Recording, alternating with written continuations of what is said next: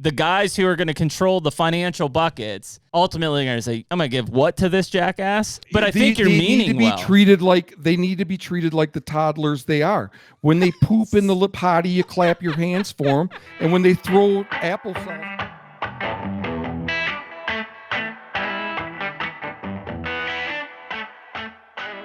The HUNTR Podcast is brought to you by Deer Grow.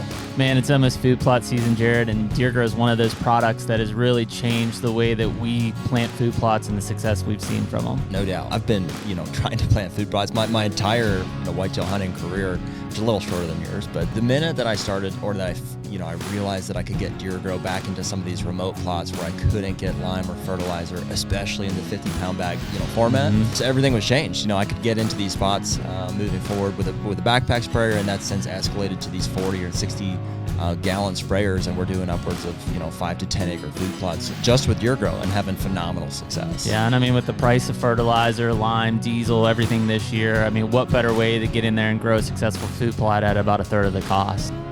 Check out Deer Grow at deergrow.com. And we're back. Hey. HUNTR Podcast, episode 136. I know we messed up Bomars. I said 132. It was 133. I don't even remember. 130, this many. Yeah. Yes. That sounds something around there. 136. So, yeah. I don't know what the number was last time. Should have said 35, but that was Kip Adams. Cody DeQuisto's 34. Whatever, dude. I'm not keeping track. Let him eat. It is June 29th. If you're listening to this, it's July sometime, likely. Into it, probably. Oh, yeah. I mean, late July, summer evenings. I can't believe we'd be turning the page. I mean, there's a chance that this is creeping in towards August at this point. Hopefully not. We'll try to keep them timely here. Yeah, but you're into July. You're past the 4th. I mean, you're in mid-July. Things are happening. People should start to feel the need to get hunting. Cameras out. A little bit of all this and all that. I mean, beans and corn, barring we have no droughts, should be looking good. Shooting bows, yeah. I mean, it's a Kentucky velvet season, like on the near horizon. Yeah. Near horizon. So, yeah, that's, super exciting to be into that side of things. And I always say that's the best thing about hunting season is there's always another one to look forward to. There is always another one. The hardest part about that season is just to put the brakes on and enjoy it because it goes fast. I mean, those 3.5 months blaze by like really quick. Yeah. It's tough not to let other stuff creep in. You need responsibilities, and you just gotta prioritize. Yeah, it's tough. I mean, and it's one of those things. I say that jokingly, but it is the fact that you could blink and miss 2-3 weeks of like critical time. Not necessarily like, oh, you got to get out and you got to be able to harvest or shoot something, but just every day in October, man. Just to enjoy. I mean, dude, there's not much better than whether in the Midwest or Northeast, like that late September, early October, fall feel. I agree. That's my favorite time. Late September is my favorite time. The anticipation, the build up, just the soaking it in, the knowing that I'm gonna what's ahead. Mm-hmm. Yeah, I live for the anticipation. It's tough to replace, man. So yeah, we're here we are in July, but it's definitely in the crosshairs. Coming fast. Well, we're in the zone here. We've been back and forth from Illinois, looking at a property. Yeah, looking at properties and running back and forth to some farms, getting some stuff kind of. Yeah, I mean, just it's easy to kind of glaze over in the summertime because get these hot, dry streaks and stuff. But there's plenty of things to do, and if you can start chipping away at it, you feel a lot less rush come August. When the season's kind of right on the horizon. We did not draw anything out west this year because typically we'd be in full train gear for like a North Dakota, South Dakota. You were bringing me down the other day. You're like, just imagine a big muley standing out in that field. I'm like, that's because we were driving by. We were literally driving by as they were cutting wheat. Yeah. And we're like, wheat fields. Yeah. Kind of a bummer. Yeah. But like you said, there's always another season. That's right. After this one. Yeah. So we got a cool guest today. So we've got Dr. Matt Rinella here with us. And I think Matt has put out a lot of stuff over the last couple years that's ruffled some feathers. And if anybody knows us, we tend to do that as well. But I think that what we're going to have today, and will be a really cool discussion, is, there are things that need to be talked about in our hunting space that people are afraid to just say, and it's not it isn't just to stir the pot and get everybody riled up. Healthy things come from discussion and debate. Progress comes from discussion and debate. And so I think, challenging some of the things that, maybe we as a society, as a hunting society, have been told are, hey, this is just how it is, or this is the new normal. To question that stuff is not wrong. And so it'll be really interesting to see where we go into some of these different rabbit holes on specific topics. But yeah, man, if anything, in a major society of where we live today, we should all be pretty aware that some of the things we're told are not true, and we shouldn't just blindly accept them. Yeah. A lot of sheep, right? And the reality is, like, a lot of people are just willing to, just in the general public, it's a blindly follow. I think in the hunting community, I want to believe it's way less than in the general population. Like, right? I have to believe in the general population. On certain things, I'll stick by that statistic. I would stick to it on the mainstream statistic, but within the industry, I don't know, man. Yeah. There's a lot of wool over people's eyes in this space. Well, I'm very much of the mindset of, and it's gotten me in some trouble, like, over my lifetime, but it's like, question everything, right? Yeah. It's like, don't just believe that because they say, oh yeah, crossbows are archery, it should be in this, or it's a law. This is right. It's in the law book. Well, what do you mean? Who decided that? Who is who's making these decisions for us? Is this the best thing? And is the public having a say? We just talked about this, obviously small freaking thing, but go clear back to the Yoder discussion of where the drone thing going into banning for Ohio, and it's like, nobody heard about this. Sure. And I'm not saying right or wrong of having that, but the fact that the people that are most affected had zero input or ability to put input in, it's like, why is somebody else making decisions? There's the politics discussion, and, like, undoubtedly it's kind of a mess. I think they're even just amongst ourselves, just the general consensus of how we feel about things and how people are treated, how, whatever. Yeah, the hunting community is divided. There's no hiding it. I mean, I know people. This is one of the things that I think is a big pet peeve of mine is, can't we all just get along? Yeah, and at some level, yes, because we're hunters, right? That is the level we're all human. We all have to get along. We all have to mind. But inevitably, there are going to be different things that are important to different people within that crowd. And if you start to force your type of hunting or your way of hunting onto me that's not mine, it's like, well, no, I'm not going to do that. That's not why I do it, or that's not what gets me excited about it.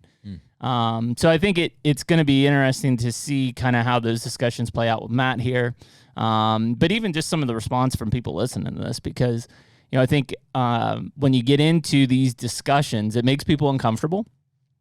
Historically, not us, but historically, it makes people uncomfortable, and I'm a big fan of being uncomfortable. I love it. That I think that's the only way that you progress in life is, like, you got to get out of the comfort zone. You got to be uncomfortable, and you got to hear the opinion, right? Like, so if Matt has some ideas that are off the wall, it's like, I'm super curious to know as to why that is, what motivates that thought. Like, he's obviously very, the last name would imply that he's, like, got some connections in the hunting. Like, he's seen things that most of us have not. Sure, you and I included, and so I'm anxious to learn and to hear where those opinions came from, and have a discussion on them.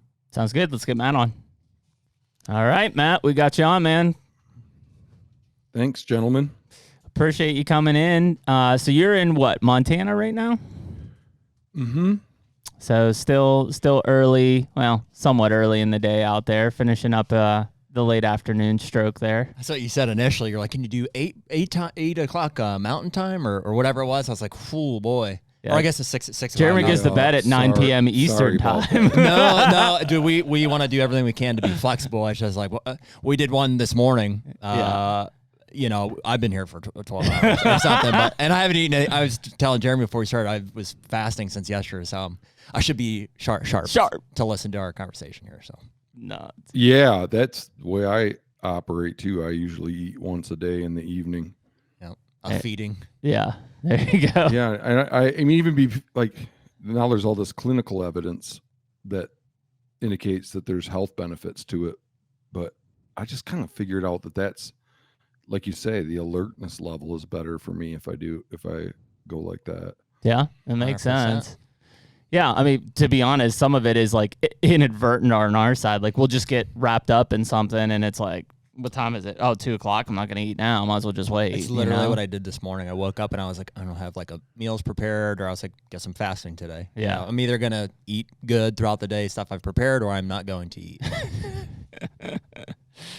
Well, Matt, you know, kind of pre-podcast there, we talked about, you know, a few things that we've been discussing. And obviously, you know, one of the main reasons Jared and I started this this podcast was really to just have discussions with people that share similar views, people that share different views than us, and Similar passions being the main thing. Yeah, and even talking just in general about things that I feel, at least for the last, I don't know, 5 or 10 years, have not been talked about in the industry. And you know, one of the things that we've spent a lot of time on here recently, and it sounds like we may all have some similar opinions on, so we'll get a little deep into it, is, you know, a lot of these states and stuff that we deal with, and Jared and I focus on whitetail states more than anything, you know, so Midwest and East, really have been just pounding what we've been terming as opportunity. And part of that is the mindset around, you know, providing more opportunity to people to hunt creates, you know, a better hunter ecosystem, essentially. And transparently, you know, I personally, and I think Jared chimes in with it too, don't necessarily think that is working the way that they think it's working. That the opportunity, that whether it's extended seasons or more efficient weapons at harvesting animals, baiting has made things so easy in some cases that the competition, you know, factor on public land has been just, you know, bombarded. And there's other factors there too, but just has been over the top to where the experience of the actual hunt cannot be good. And personally, we've experienced it to where it's not good on a lot of public lands in the Midwest. So interested in kind of your take on something that we discuss on here a lot, which is, you know, is opportunity or is the growth of opportunity, you know, a benefit to the hunting community? Yeah, this is not something I'm used to talking about. So it sounds like there's multiple components to it, Mm-hmm. Right? I gather what you said was longer seasons was one thing. Yep. More efficient weapons, better technology. You put under the rubric of opportunity, and then baiting you put under the rubric of opportunity. Mm-hmm. Correct. Okay. Yeah. So I have probably different opinions on all of those. I mean, I don't have a unified stance on all. I think I'd have to take them all individually. I'm not a big fan of baiting. Well, let's start with baiting, because that's a big factor. And in fact, you know, and I don't know how far it's going to go, but Kansas recently has put on the table. Well, let me say this about baiting first. In fairness, I don't know that there are any states who have recently opened that up. I think in most there are. Like there are where? Mississippi was one. Is a new one that you newly call it? Mm-hmm. That you can hunt over bait. This is crazy. I went on a rant with off podcast with someone. You can hunt over bait if it's visible within 100 yards. No closer. Meaning I could gun hunt over bait, but I couldn't bow hunt over bait. Okay.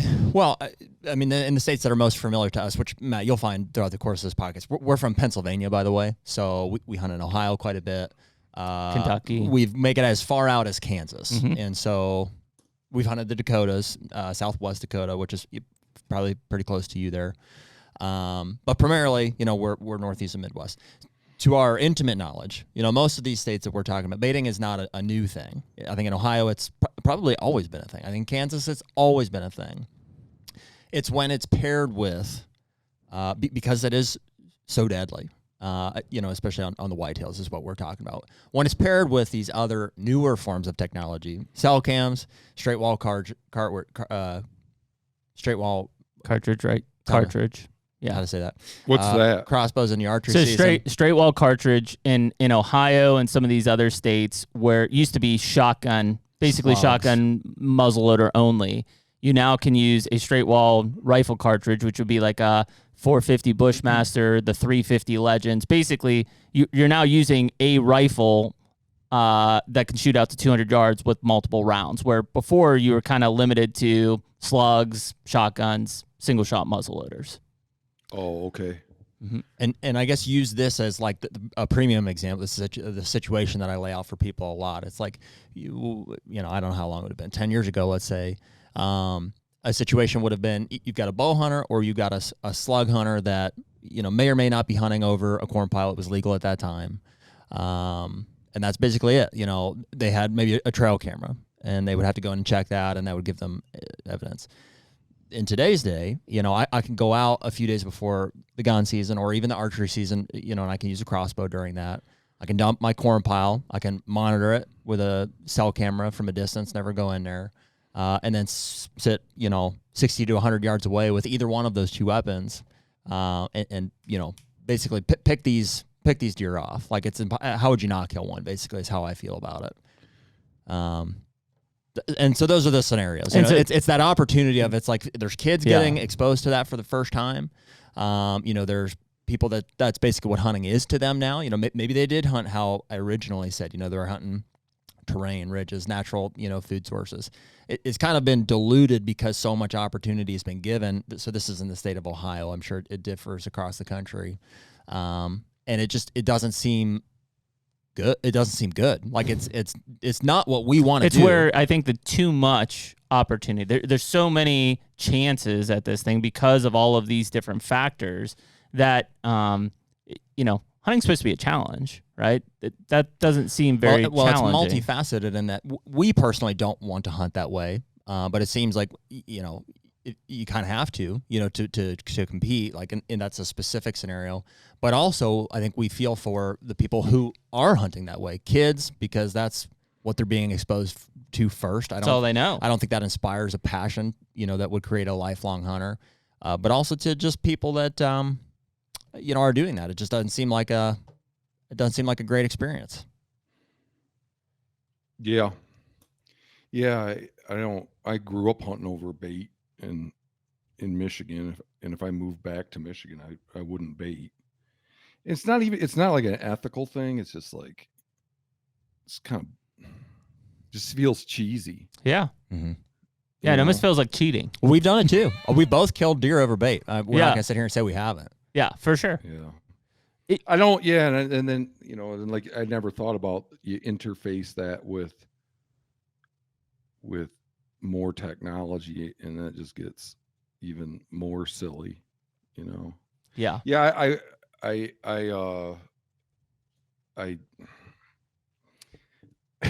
I can't imagine. I just can't imagine going back and sitting over bait with, and then putting trail cams over my bait pile and stuff like. I would rather take up a different hobby than do that. That's it right there, Matt. In that, my feeling is, I grew up running and gunning in the hills of Pennsylvania, through all different types of public land, open private land, permission land. Like when I was successful, I worked my tail off. And I think that grind is why I'm so ate up with it still today. If I place my own kids who are 7 and 11 over top of corn with, straight wall like all of those scenarios that Jared was talking about, they'll absolutely be successful, or at least have a chance at being successful. But are they really going to love it? Like, is it going to come so easy that they're like, all right, well, we do this every year and Dad puts a corn pile out and I shoot a big buck, and like, there's nothing special about it. Yeah, it instilled a passion in me for that kind of hunting for whatever reason, but it wasn't that easy. Mm-hmm. Like where I grew up, bait only bow hunting over bait, your bait pile was only effective for the first few days. Mhm. And after that, your bait would disappear after it got dark. But Yeah, but they weren't so there. They weren't there during the day after Mhm. the first few days. Hmm. So, but yeah, I don't think it. I mean, when I look back on my hunting experiences, it's been the times I remember that I'm captivated by, the things that I'm captivated by, the memories I have that I cherish most are when I've been working very hard and been successful. Yeah. You know. Yeah, and I think So. that's the kind of stuff that just when we hear this opportunity, and we're hearing it from state agencies mainly, like they're trying to create more opportunity. Again, the extended seasons, the allowing the straight wall cartridges, whatever it might be, bag limits. It just seems like you're creating a perfect storm here, where on private land, right, I can bait, I can do all these things. It becomes so easy that I don't know if people will stick with it. On public land, you're trying to shove, we've used this too many times, so I know, but you're trying to shove 10 pounds of shit in a 5-pound bag, right? You're trying to shove all these hunters into an area that is a finite resource. And so the experience becomes, I mean, talk to any public land hunter in the Midwest right now, and they will tell you that they almost have to outsmart hunters more than they have to outsmart the deer to be successful. Yeah. Okay, so what you're saying that the Fish and Game management agencies are taking steps that are increasing crowding on public? I think from an opportunity standpoint that they are. They're trying to create more opportunities, whether it's through and we'll pick on crossbows just for a second, because during archery seasons, right, there were a finite number of archers in the woods, from whatever, October 1st to gun season. The moment that crossbows obviously became a legal archery method for the entire season for everybody, not just disabled or kids or seniors, you enabled a giant amount of people into archery season that typically were not there.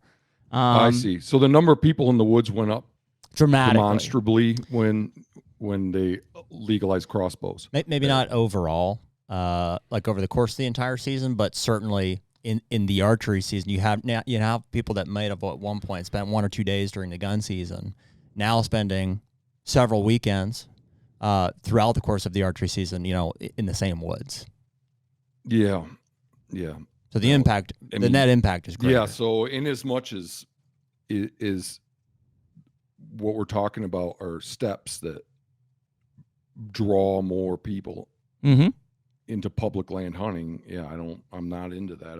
I oppose all of that.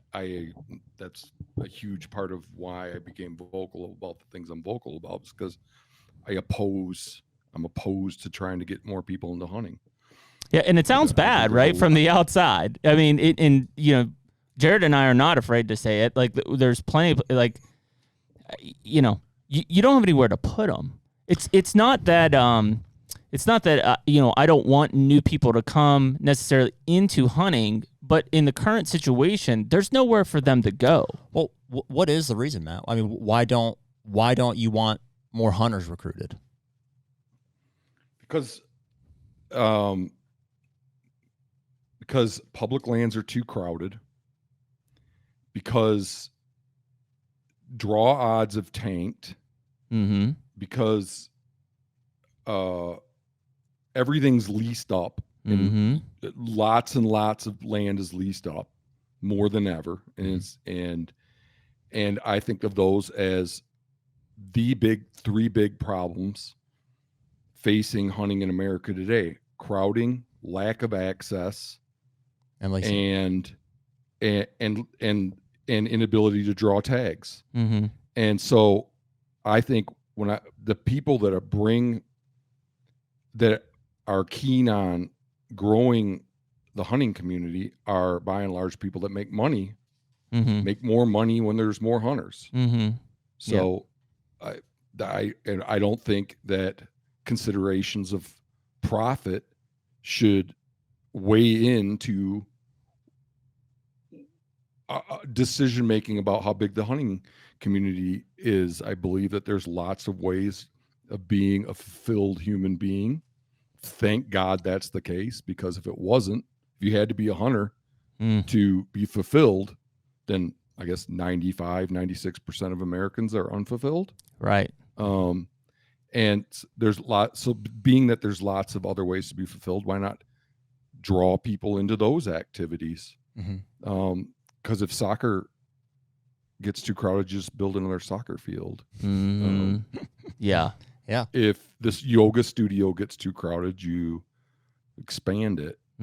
So I can't imagine anything more ridiculous than, I mean, more that is more ignorant or disregards the facts on the ground more than the decision by the nonprofits in the hunting industry that we're going to increase the number of hunters. Yeah. It's how can you look at what's going on? Do you think, and how could and have that be your conclusion? Well, what do you think of, like, I guess my knee jerk, or like, it seems like the thought would be, or seems like people are afraid to be a minority, you know, even though we already are, right? If it's 5% of Americans. I think if you ask most people, you'd say, well, why do you want more hunters? It'd be, well, strength of numbers. Like, people, it's a controversial activity, you know, it wants to be taken away from us by large, powerful people. The more of us that are on the same page, the better. And that argument sounds good, right? It's like, oh, that makes sense. It almost seems like a double-edged sword. It's like, well, I want more hunters from that sense, and I also want innovation in products and all that. But we're also experiencing, I think, the negatives that you've experienced on public land, especially.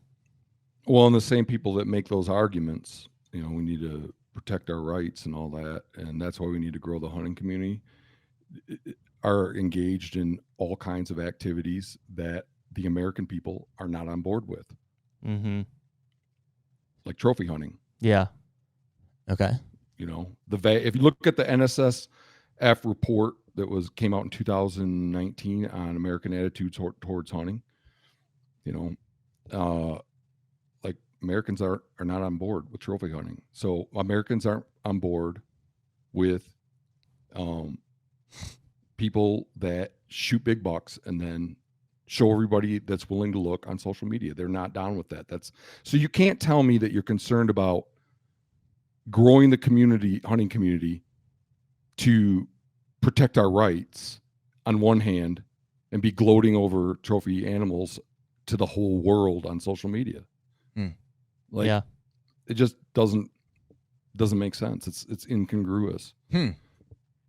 Yeah, I think there's an interesting link there between the people who, and I don't even know if I want to say that it was blown out of proportion, but I mean, it seems like for the last, 10 years, it has been beat into our head that we are a dying breed, that hunters are a dying breed, like, just beat into our heads. Yet, I know COVID had a big play on this thing too, but, the last 3 years, I feel like I've seen more hunters than I've seen since I was a kid, 30 years ago.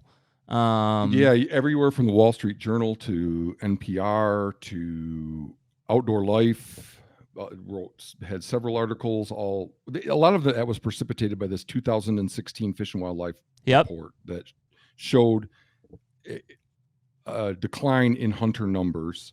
It wasn't even a statistically significant decline. Nobody ever mentioned that.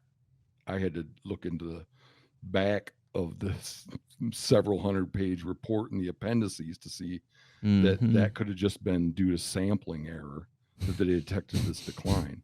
So that's what precipitated all these articles, like between 2016 and 2018, is this decline that could have been a statistical artifact. Wow. I think the reason you don't hear about it as much now could be because I wrote an article in Meat Eater for Meat Eater about how expressing my concerns about hunter recruitment.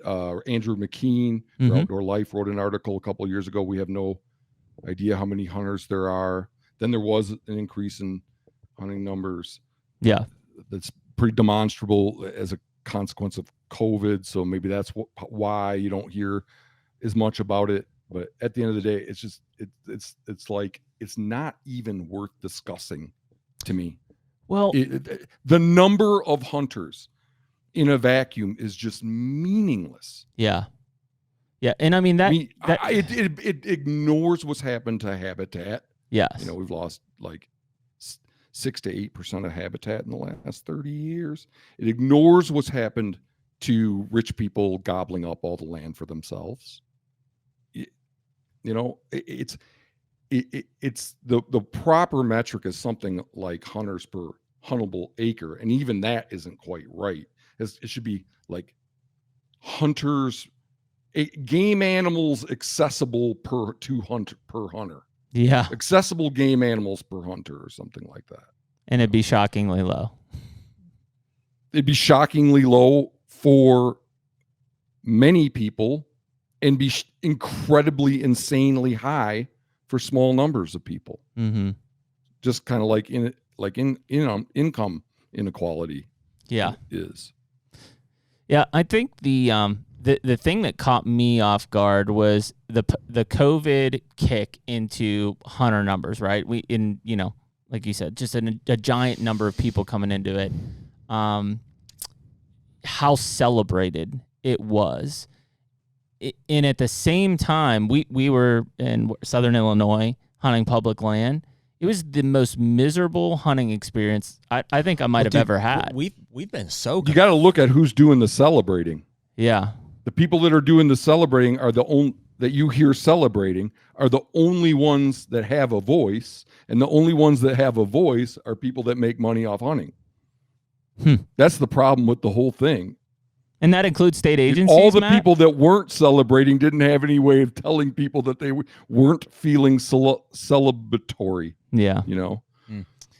I want to say my guess would be is a lot of people were conflicted, like Jeremy and I. It's more of a state of confusion around where, like, for the reason I mentioned earlier, it's like, boy, it seems like it would make sense if there's more hunters, like we can stand up to the anti-hunters. Or that we need them because they've been dropping in numbers per the reports that we've been right. Well, exactly. And so I think, that state of confusion or confliction, we felt as well. Like we've said on this podcast, we're like, and it's always been more on the questioning side of it. It's like, well, I mean, it's good, I guess, that there's more hunters, but like, boy, like at what cost? Like it really seems like, and I think we've been really vocal about like our negative experiences on public land in the midst of this whole public land craze that's been going on for, 5 years now.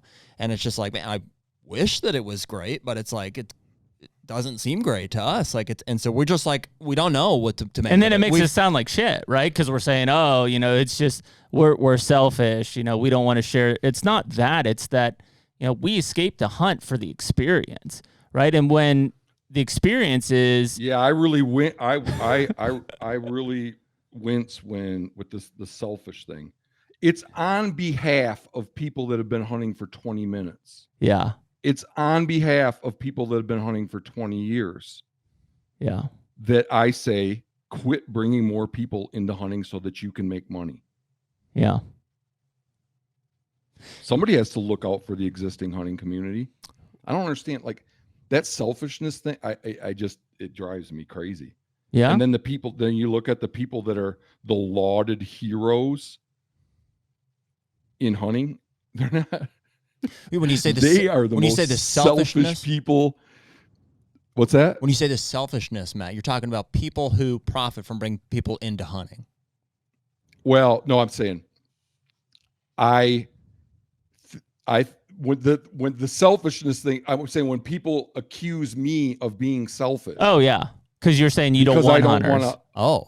Yeah, grow the hunting community. I'm like, first of all, I'm drawing all kinds of controversy myself. I'm spending 15 hours a week on something that's not paying me a dime to do what's right by the existing hunting community, whether it's somebody's been hunting for 20 minutes or 20 years. It's for those people. Mm-hmm. That I say we don't need more money. We don't need more hunters, so that you can make more money.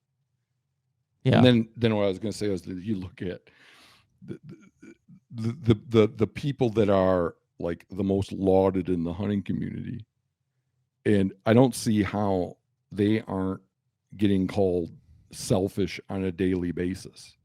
Mm-hmm. When you look at all the land they gobble up for themselves and the dozens of big game animals they kill on a yearly basis, and they don't get called selfish. Yeah. Well, and me that wants to look out for the existing hunting community, I'm selfish because I think we don't need any more hunters to bring in more hunters so you can make more money. I don't know. I mean, it would seem like drives me a and little again, crazy. there's 3 R's in this thing, but it would seem like in your case, Matt, you're saying like we need to take care or quote retain the existing base, right? Because if you continue to bring in new ones, your existing base eventually is going to say, screw this, right? This is not what I signed up for. Yeah, I've said it so many times, but I feel uncomfortable saying it again. But yeah, I don't think that R3 there you can't be R3. You just can't. The recruitment, retention, reactivation, they're internally inconsistent. Mm-hmm. You're either pro retention or R1, yep, or you're pro recruitment and reactivation R2. I just happen to be R1. Well, and I mean, I would also say that I'm R1, and I would think that if you, and again, I'm making assumptions here because it's my own opinion, but I would feel like if you would take care of the existing hunters, aka retain them, the trickle effect to other generations, i.e. my kids, right, is still going to happen. So there is still natural recruitment happening to the generations that are connected to the retention people. That's how we all grew up. That's how we all got here. We all got here because somebody who hunted trickled it down onto us. It's not that some outside agency threw a curveball at us and said, or I should say not all of us. There's a very small minority that ended up getting picked out from a family that didn't have an uncle, dad, grandpa, cousin, nephew, whatever that hunted. That organic side, and I think that organic side is so much deeper to the actual retention of being in hunting for long term than the phase type stuff that we see from recruitment. To take it a step further too, those people that brought us into hunting, it's not like they were, they were having good experiences, right? Like they wouldn't have brought us in if it wasn't for that. No. It's not like, hey, come out to public land where I run into 5 guys every time. It's great. Yeah. You'll really enjoy we never it. see a deer. It's cool. Yeah, they were having great experiences, and it's like it was contagious. Like that's where the passion came from. Yeah. That's where the hunting camp community was born, and that camaraderie aspect of hunting. That's what drew us into it. Yes. To this recruitment side, which no offense, but if you bring in somebody who has no connection to hunter who says, "Yeah, I'm going to try this," the odds of them sticking with this in today's society, especially, has got to be less than 10%. Yeah, unless they have deep pockets. Yeah, exactly. Yeah, exactly. Like, go take a new we did it. Corey, our sound guy, we talked to you pre-podcast, right? Corey hunts with Jared, but I wouldn't say Corey's like a dedicated hunter, right? He's a new hunter. We go out to Southern Illinois and we say, "Hey, Corey, we set the stand up. We did all the stuff. Hey, just walking in the morning." Public land. He ran into, 100 yards in, he had a guy F-bombing the heck out of him because he was walking by. It was an hour before dark. But because he was set up there and Corey was going to walk by him, and this is a new hunter who to him was like, do I really want to do this? The answer's no. He didn't want to do that. No. I don't know, man. It's a deep rooted thing that, and I don't say this to put anyone down from a new hunting situation. It's just, we talk a lot about, it's hard for you to relate to maybe even the 3 of us that are just we've grown up around it. We're just rooted in hunting. It's just part of us. When something new comes in a phase, it can't attach to hunting quickly. It takes time. It takes dedication, and I don't know if in today's society, there's enough attention span for a new person to stick like that. I mean, if you look at what's happened to draw odds, it sure seems like they're sticking. Well, in Kansas at least, not again to beat up the opportunity bus, but it was fairly easy to draw Kansas archery until they legalized crossbows. Mm-hmm. Oh yeah, that's definitely what did it. Now it's double the amount of applications every year. Okay, but so Jeremy, but you're speculating that we don't need to worry about recruitment efforts, or what I think has a much bigger than agency or nonprofit recruitment efforts. Is media. Yeah, we don't need to worry about media and recruitment efforts bringing more people in because they don't have the attention span to stick with it. But if that's so, then why are like draw odds tanking throughout the country? Why are things going from over the counter to draw in so many areas? Why are bag limits being reduced? Why is it now that you can't go to Canada and hunt ducks unless you draw a tag, when you could go, and even when you draw the tag, you can only stay for 7 days, whereas 2 years ago you could have stayed there all season? If people don't have this stick-to-itiveness, then why is all that happening? They must have stick-to-itiveness. I think it's because people are more deadly than ever before. Agree. That would be my summary too. I don't think it's necessarily directly tied to number of hunters as much as it is efficiency at killing. So, and this probably ties into a bigger, to your lease land discussion. Like in Canada, I would assume there's a ton of outfitters taking a lot of what was high quality waterfowl habitat open to the public. So there's just less places for people to hunt. So you have to give them draws, or again, you're stacking all these people in a place where they can't fit. That's a loss of access. All this reduced opportunity. And now, I use that word a little differently than you. What I'm talking about is when I say opportunity, I'm talking about ability to get a tag. Yeah. I think that's all because of increased interest. Very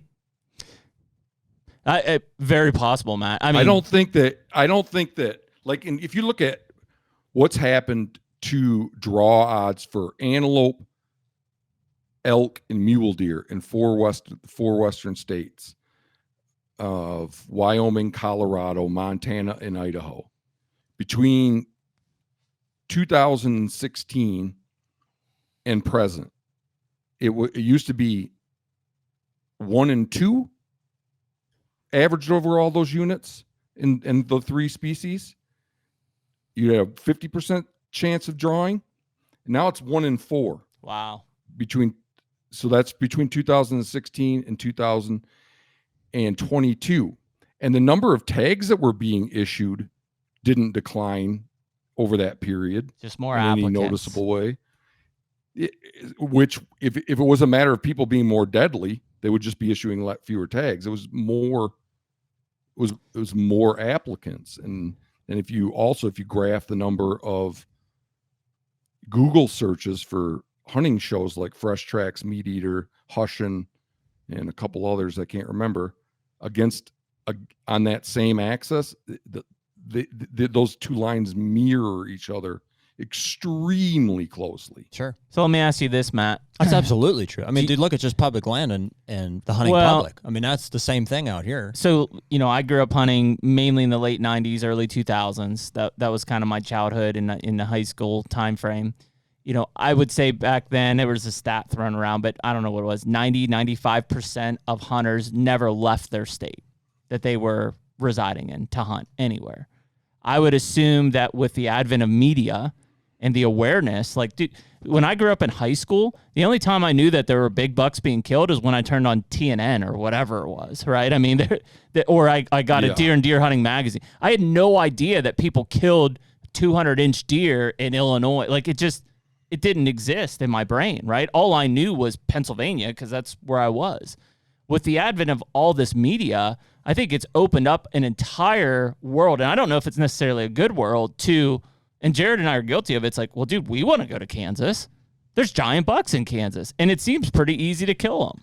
Like, let's go to Kansas. So we get in the car and we drive to Kansas. Well, and we know by the tip of our fingers, we can figure out how to do it, right? 25 years ago, I mean, I don't even know where I would have even started. It's not like Kansas Department of Wildlife was in my did that. Was in my Pennsylvania Yellow Book. There was. Yeah, media did that, and we could argue about whether or not that's a good thing. Media provided information about species of game that weren't being overexploited that people could go and pursue. And that's one reason I believe why draw odds have tanked. But media did another thing too. Okay. Media.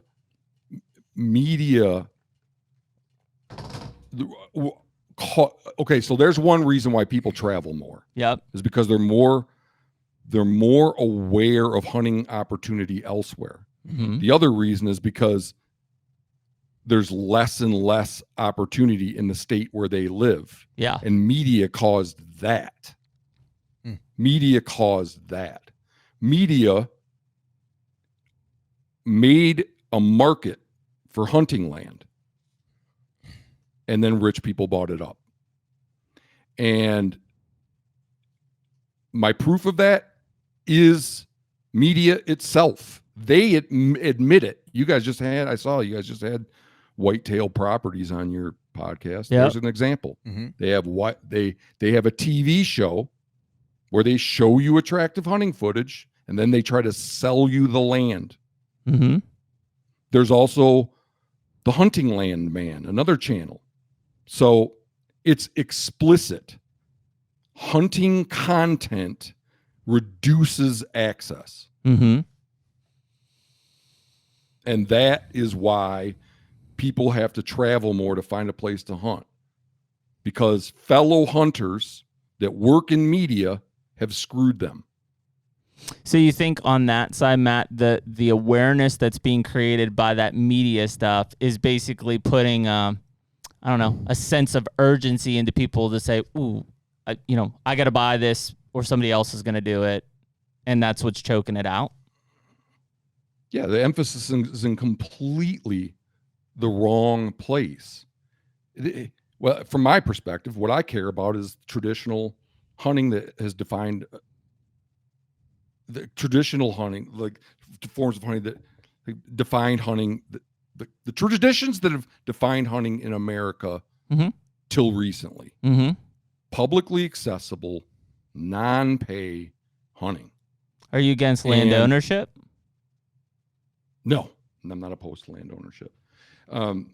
But that's what's been good to me. That's the American way. That's the way it's always been. Sure. But now we've decided to throw that away. The hunting industry has decided to throw that away. Hunting media has decided to throw that away. The leasing thing is the interest. To throw what away? And move towards a privatization of wildlife. So Sitka is in collaboration with Whitetail Properties. Yep. Mossy Oak buys and sells land. Mm-hmm. Realtree buys up lands and subdivides them and sells them. Yeah. The hunting industry, instead of working on access for everybody, they have decided that they want it to go to small numbers of rich people.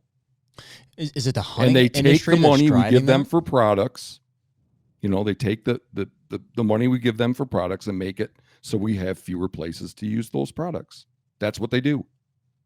So the reason there's fewer acres in a lot of states and people have to try to travel elsewhere is because the hunting industry didn't fulfill its fiduciary responsibilities. So there's sportsmen. There's two things they just going tried to on privatize there, it all. right, Matt? Because it's not like we haven't lost public lands though, right? The amount of public land in Pennsylvania, I would assume, is the same that it was 25 years ago. So I would assume it's more. We had to have gained hunters if the issues are more in hand. In Pennsylvania, it's definitely more public land than there was. And I guess it's the loss of but you guys are also saying that it's comically overcrowded. Yeah. And that's because back in the day, it used to be that several people hunted on Farmer Jones's land. Sure. Mm-hmm. Yep. And now it's one guy leases out Farmer Jones's land and he hunts on that. And then but he also leases out Farmer Smith and Farmer Hoppers and Farmer Keefe's and that's his buffer land, and nobody hunts that. Mm-hmm. So the leasing side of things, I get. Like, land ownership's That's only one piece of it, too, though. We were just talking the other day. Like, I think liability is as big of a deterrent for people to let other folks on their land in today's society as leasing. I don't think so. Like, if you don't have in Montana, if you're in the block management program, you don't have there's no liability issues at all. Zero. And still, block management, our program that allows public hunting on private lands, is shrinking due to leasing. So the leasing aspect do you think that it's as much individuals leasing as it is outfitters leasing for business? Yeah, both. Well, but I mean, these days it's more private individuals. But so Matt, you're blaming the hunting industry for that scenario, basically. I mean, how would it be hunting media? Hunting in media, particular, yeah. Like showing people dead and dying animals on TV and social media. That's what That's promoting hunting. They implicitly admit it themselves. What's that? The hunting land man and whitetail properties, they admit it themselves that leads to privatization of wildlife. It takes working lands and creates a market for them. So a place that you used to be able to bang on the door or Farmer Smith let 5 people hunt, now we show you hunting content on the TV, you get excited, you got lots of money, you buy it, buy land, you kick everybody else off, and now it's just yours. So, there were choices. The hunting industry could have cultivated an atmosphere of sharing. They could have worked on access. They could have had the idea that I'm now pursuing, where you show appreciation, do work projects, and buy appreciation gifts for farmers and ranchers that allow public hunting through sportsman-funded programs. But nope, we're going to commodify it. Well, that seems like where it's lacking now is because, we see that as well as people who are fired up by a good hunting experience, who consume that. Like Jeremy and I are, I'm not necessarily aware of another way. It's like, man, if we want to have the best experience possible, we have to buy land. And it's yeah. And then we could talk about that. Go ahead. I got some things to say about that, but go ahead. No, I guess I'm just explaining our mindset. Like we are maybe a victim, or like we're in that environment somehow where it's like, man, we consume that stuff. Like we're excited by it. We want the best experience possible. We've hunted public land. We didn't like it. We've been kicked off land. We want to isolate ourselves from the public environment that exists. What other way is there to do that than to purchase public land, other than in some private land? Private land, forgive me. Other than some of those programs, which we think a lot of, like in North Dakota, we know the plots plan, and I know that exists probably like in the state of Montana and stuff. And that seems like an area that's lacking severely in today's environment, is, per Jeremy's original argument, access. Yeah. I don't think of it. Okay, so a lease, I'm very clear that I just don't have any interest in leasing hunting land. I mean, it turns it into Disneyland hunting. Well, what's the difference between a person leasing a piece of Farmer Joe's ground for hunting and him versus buying it even? Well, no, him leasing it to this farmer to make money on it, to raise crops and make money, just him. What's the difference between leasing up a bunch of land, sitting there and shooting a deer, and going buying a steer? The recreational aspect, all of it, the whole hunting. It's just I guess for me, hunting is what makes it worthwhile is working hard and having it be an equal playing field, and not bringing my billfold into it. It just goes against the whole point to me. Like if I'm going to bring my bill, it's like, it's always been a thing for me since I was a little kid of using my wits in an equal playing field with everybody else to secure dinner for myself or a set of horns for the wall. Once you bring your billfold into it, it loses. I lose the point. Especially when it's like you are paying to have this all to yourself. I mean, it's just kind of, I don't know. It's tacky. What do you do though? I mean, the reality is even without the hunting industry, people own land that inherently have more opportunity than others. Like what, how do you undo that? Oh, how do you undo people buying land for themselves to hunt with? Sure. Well, there's ways you could disincentivize it. It could become, I mean, wouldn't it be nice if the hunting industry wasn't causing it? That would be nice. Well, so what are the ways that you would disincentivize Here's another thing we could do as a community. We could decide to dispense with hunting social media, because that's a huge driver. That's a huge driver of this. I got to get a bigger land. I got to lease a bigger farm because my buddy Bob got a bigger deer than me, and I got to make sure that don't have, and put it on his Facebook. And I can't have that again. So well, see, that comes back to my awareness. It turns hunting into a popularity contest, which jacks up the value of hunting land. I mean, another thing we could do if we wanted to turn back the clock on this is do away with hunting television as a community. These are some of the steps we could do. Doesn't it seem like it would be a shame though, Matt? Like, I mean, I personally enjoyed that stuff. Like it's, yes, long term, it's motivated me to want to increase my access, my opportunity. But my entire hunting career, I've really enjoyed it. It's something that I like to consume. It's because you love hunting, and so in the off season when you can't hunt, you want to watch hunting. Yeah, I just enjoy it. Yeah, but there's a lot of things I enjoy that aren't good for me. Like I used to like smoking cigs. I'd like to have that third whiskey. I'd probably, I'd like to watch more porn. But nobody said that's not good for you. It's clearly the case. Yeah.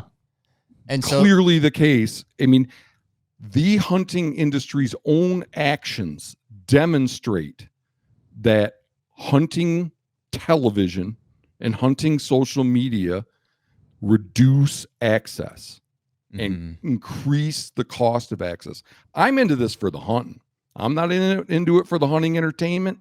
I'm not into it for the hunting culture. I'm into it for the hunting. So why in the world am I going to do something, engage in some activity, lend my eyeballs to an enterprise that is reducing access for me? And has been since the 80s. It is a very interesting perspective. I must admit, because we are experiencing that as well. Like we would love to go hunt Iowa. We would love that. A lot of that's probably driven by the hunting industry to begin with, but it's also the reason that, and this is your case in point, it's taking 6 years to draw to go do it. Yeah. I don't know how I feel about that. Yeah. I mean, it kind of goes back to the suffering or the grind and anticipation build is going to make it that much sweeter to We've a point. come to embrace that, but you right there sound like the guy who's like, I love a bunch of guys on public land. That is the challenge. Yeah. It's kind of the same argument. I hate with a passion. I know. Yeah. I also hate that we don't get to go hunt, these places that we want to hunt. Yeah, but here's the thing. Honestly, we've never really thought about it. If you rewind social media and you rewind TV to not be media like it is today, you go back to the late 90s, or mid 90s, where dude, I didn't even think about hunting Iowa. I didn't even know why would I? Like what it was completely foreign to me that why I would even go there to do that. Here's the thing though, like cuz we recently have I guess assess this for ourselves, public land sucks. Why? A lot of people are like, well, a lot of people hunt public land because the hunting public promoted it. I'm like, well, I can't blame the hunting public for promoting hunting public. Oh, I can. Okay. I think that's incredibly rude. Well, but listen, here would be And the then rebuttal. fish and game management agencies hiring them to do it just so that they can be like, hey, look at me. Aren't I cool? You know? Well, but instead of being mad at the hunting I public, do blame Matt, them. shouldn't How you could be you mad not blame them? Shouldn't you be There's mad been at the people, lack of there's probably been access? people, they show up at places and hunt them that other people have been hunting for decades. And then those yabatses show up with a camera and publicize the shit out of it. How is that not unethical? Well, my anger would be more directed at the lack of access itself. It's like, okay, people are interested in hunting. Great. There's very limited places to hunt per the interest that exists. I think my frustration would be towards, the framework of the seasons that exist, like the technologies that we talked about originally. Okay, make it harder. Get more places to hunt. Okay, but why don't you think that what the hunting public does? You think it? But why do you think? I'm trying to figure out why you think that that's a good thing. It just doesn't seem inherently unethical to promote something that you love to other people. The HUNTR Podcast is brought to you by Hoyt Archery. Dude, where would we be without our Hoyt bows? Probably shooting crossbows. or a Matthews, yeah. One and the same. Yeah. But in all seriousness, we love being Hoyt guys because you stand out. When you're in this room full of other people that shoot these other types of bows, I feel like the Hoyt guys just stick out. Dude, it's just a legit bow. I mean, especially that carbon riser, man. I mean, I know that they've got several other aluminum lines as well. But for me, I'm shooting that RX-5 in the carbon model. They've since come out with the RX-7. And I can't tell you how much I love being a Hoyt guy amongst a sea full of Matthews guys. So we're out there, I think, proving them wrong, shooting 80 pounds and, killing stuff. Hey, man, if you want to get serious, get Hoyt.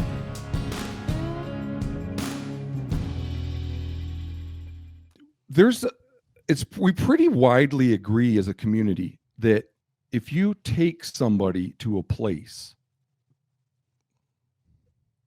and then they then go back to that place without you, that's a no-no. Mm-hmm. It's kind of like an unspoken rule. And it's even more of a no-no if you bring someone else to that place. Mm-hmm. Like, that's heretical. Mm-hmm. As near as I can tell, universally so in the hunting community. Agreed. But if you bring a camera and show the whole world a place that a bunch of well-intentioned, quiet hunters that are doing it for all the right reasons have been hunting for decades, you're lauded then as a hero? Mm-hmm.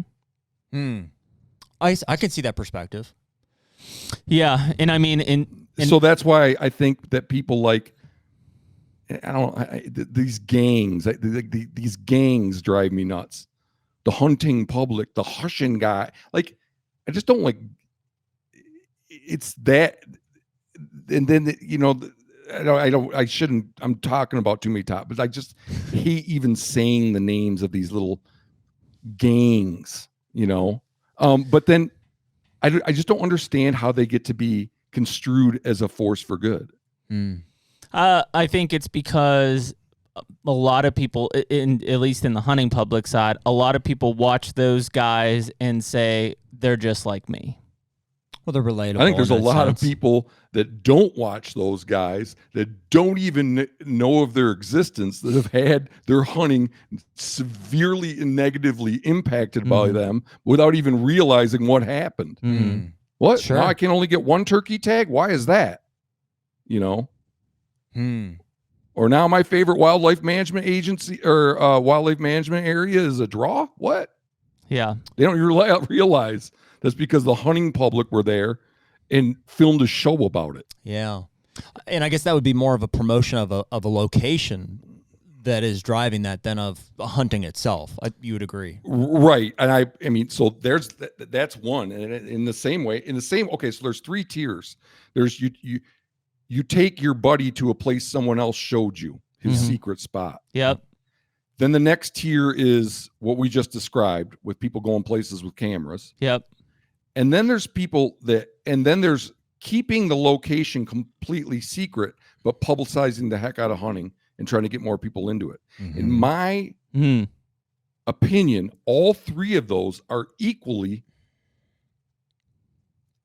harmful to the existing hunting community that does it for hide, horns, meat, and personal satisfaction. I don't see where those are logically or ethically any different. Give us the three again, just so I can get it in my brain. The one that everybody dislikes is you take your buddy to a spot that somebody else showed you. Okay.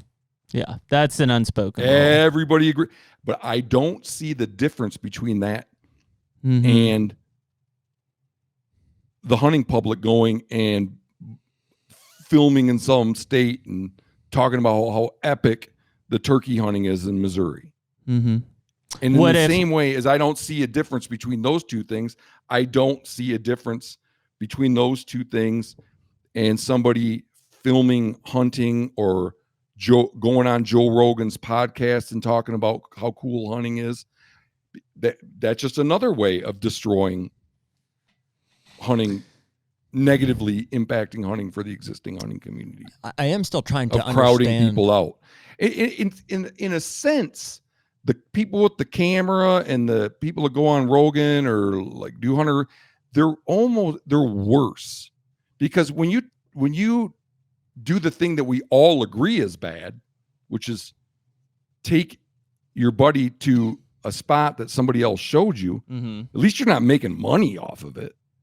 With the other ones, you're screwing people so that you can make money. Yeah, I think that fine line, and this, man, I don't know if it's misinformation or what. So let's take the hunting public, for instance. If they are, that's your best example. Who's driven more people to hunt? Are they effectively?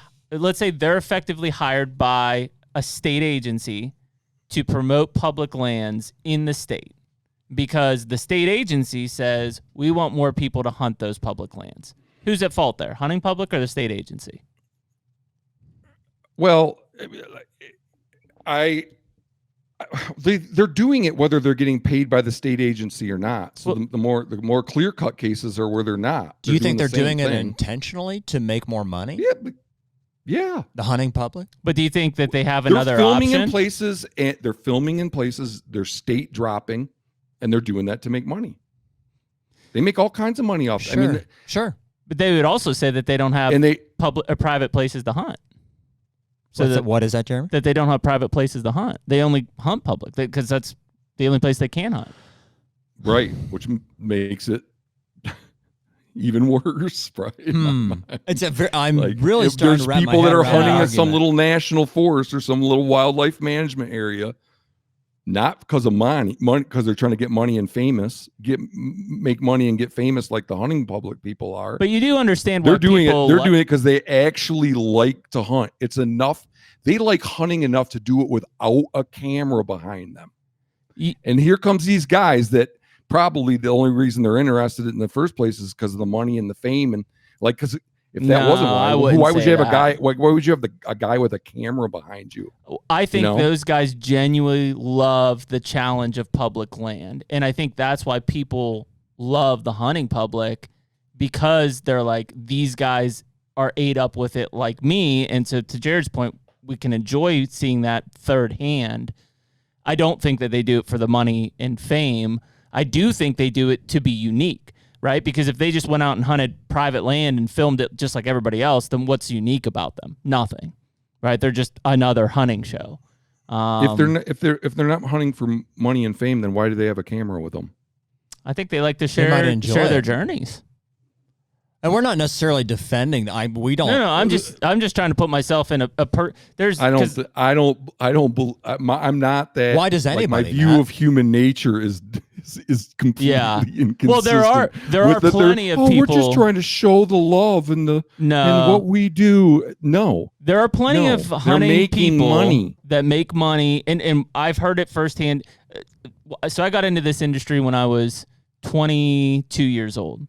One of the guys I idolized growing up watching him on TNN and these things, I overheard at an industry show say, yeah, I'm not a hunter, I'm an entertainer. And it almost, as a 22-year-old guy, broke my heart to hear that from somebody I thought loved hunting as much as I did, right? So there are absolutely people that use hunting as an entertainment way to make money. But I still think that there's a fair amount of people. I mean, yes, Jared and I transparently make money on this podcast, but we don't do it to make, I don't need to make a dime on this thing. I love deer hunting and I love hunting in general and I love talking about hunting. Does that make me a guy that's thriving off of the monetization of hunting? Yeah. I think we should pivot back to the negative impact they have on other people. Okay. That have been hunting locations, because I agree with that. If we stick on this topic, all we're going to do is speculate on people's motives. Sure. You know, and that's those are hard things to adjudicate, but it's quite. I mean, it's hard to tease apart. Like in my mind, I think it's quite clear that there are many people that hunt that their hunting is a very spiritual, yes, I would agree, private thing that they relish very much, that they do in their local community, that have been severely negatively impacted by people like the hunting public. And I think that that's a bad thing. Yeah. Mm-hmm. I think their intention is all we disagree on. I don't, and it's really hard to tease apart, because it's like if somebody has a, you know, if they are producing something like that, you know, and it's relatable and there's all these things, it's like inherently that comes with some form of income at some point. Like it's, you know, there is nobody that has a large following in any space, you know, let alone the hunting space, that isn't making some money from that. So it's really hard to say, well, if it wasn't for that, would they still be doing it? Yeah, that's why I said, like, I don't know. Yeah, it was my fault that we got on to this. No, it's okay. What their motives are. It's a good discussion to have, I think. I mean, so when it's just dumb looking back. When I was in high school, right? So in 99, 2000, I filmed every one of my hunts so that I could watch them. I didn't make a dime. They're not on YouTube, right? Although they'd be hilarious to watch now. Well, dude, to your point, the number of people that film their hunts that don't get paid for it is big. Is big. There's a lot of people that do that for fun. I mean, mainly so that I could. I'm not one of them. Yeah, I just like to like. There's so much in your mind that you could see, but I like to relive that hunt. Yeah, because it was special to me. To a point, it was kind of spiritual to me, so that I want to enjoy those moments again. Like I watched some the other day. Obviously, I don't have any problem with that. It's yeah. not. It's not damaging other people. Sure. Mm-hmm. No, not at all. It's when you start to show It's when you start to show as many people as want to look at it, that then it becomes damaging. Is it the media platforms that are the main issue there, though? What media? What do you mean? Like Facebook, Instagram, TikTok. I mean, they're the platform that's throwing it out there. They're the ones who have sucked this audience in with eyeballs. Well, we've pointed at three different people now. You know, it's the people that are producing the content. Yeah. It's the platform that it's on. They all probably hold blame to a point. Well, I don't want to get into censorship. I wouldn't feel comfortable calling up Mark Zuckerberg, who's maybe the worst thing that's ever happened to hunting in my mind, and saying, will you please deplatform people that put dead and dying wildlife on social media? I'm not saying from a censorship. I would rather have this be something that we worked on as a community together. I'm looking at it more from the fact that Facebook just exists, period. Like if Facebook didn't exist or TikTok, this wouldn't be an issue. Right, there would be. If we're going to run counterfactuals, and I enjoy doing that. And I'm glad you want to do that. Let's run this counterfactual. Not only did Mark Zuckerberg not come along, but the idea of filming hunting and putting it on television had never come along. Sure, I believe that hunting in America would be more widely accessible to people that wanted to do it. It'd be more economically feasible for people that wanted to do it. Dramatically so than it is now. And alls we do is thank the people that made it the way it is. Yeah. Do you think that those early, and I'm thinking back to like Barry and Gene Wenzel. I can see that, by the way. For what it's worth, I can see that. Like, if I think back to Barry and Gene Wenzel, like, do you think those guys had capitalism in mind when they were making those videos? In the 80s and 90s? Well, I started before. I don't know these guys. So they were like two brothers. They grew up in Pennsylvania, moved to Iowa, killed giant bucks. Lived in Montana for a long time. Yeah, right? lived in Montana. Killed giant bucks with longbows, and filmed it. Some of the original like outdoor content creators in the form of books and videos, educational videos of how to find and pattern big bucks and stuff like, and monetized it. They, of course, they made money on it. I just the hard part there is like, did you do it with the intent of I'm going to capitalize on this, or did you do it with the intent of I love this so much I want to share it with people? And of course, the question would be, well, you could have did it for free, but you didn't. Yeah, I don't know. And things that are not negative, that don't have an appreciable negative effect at one point in time. That's true. Then later have a negative effect. Then the effect of hunting media has become negative. Mm-hmm. It's not, at some point it became negative. Yeah. Yeah, I would agree with that. People that like high quality, publicly accessible, non-pay hunting. So let's say that people weren't struck, that a huge, the reality is in my mind, a huge portion of hunters in America are struggling to have a quality experience that they can afford. Agree. Mm-hmm. I would agree with that. So, if that wasn't the case, then I wouldn't give a shit what people did. Mm-hmm. Yep. You could put up your deer with your Hoyt hashtag and your freaking real tree, blah, blah, blah, blah, blah, and all that. And I don't care. I think it's tacky to use dead stuff to sell products, but I'd be like, it's not something that appeals to me, but whatever, to each their own. It's only because it's negatively impacted so many people that it's worth talking about in my mind. Do you not think, Matt, that it would have gotten there eventually anyways, like all on its own? It's like, it's hard to imagine. Yeah, it's like, I agree that the TV, it was all centralized at one point. It's like, hey, let's film this, let's put it on TV. But like within the past, 15 years, it's, the world is so connected anyways, via text message, via any means of like communicating. It's like word's going to get out about these opportunities. And, it's always been the case that you can purchase the lands where that happens, if it is private land. It just seems like kind of an inevitable scenario. So you're saying for things to be different now, we'd have to not only get rid of, go back in time and have not done the hunting TV, but we'd all end the social media, but also not done texting. I mean, anything to streamline any means of communication that's going to like clue people into the fact that there's opportunity that exists outside of where they're currently hunting. I don't know. It's not just that cluing people in is low down on my list of things that have been negative. Let's hit the leasing it's thing. What I think is more negative has been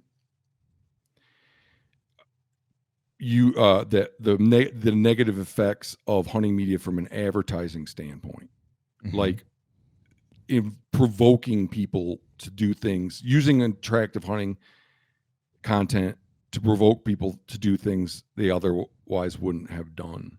Mm-hmm. Like, so the spot burning thing, that's bad too. But get into this, be a badass hunter like me.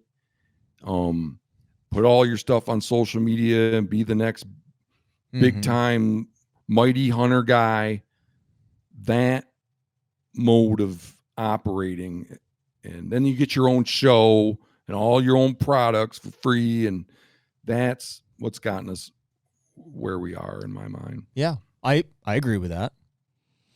It's like, it's more than the giving location information. It's just media has bastardized our motivations for hunting. What do you think, Jeremy? I mean, there's so many analogies I look at, though. Like I could say the same thing about, baseball. Like, baseball growing up is not anything like baseball is today. Like, I grew up, I played Legion ball, I played local ball. Like, I didn't know who used what bats or who used what gloves. Like, it just, I got whatever was at the local sporting goods shop.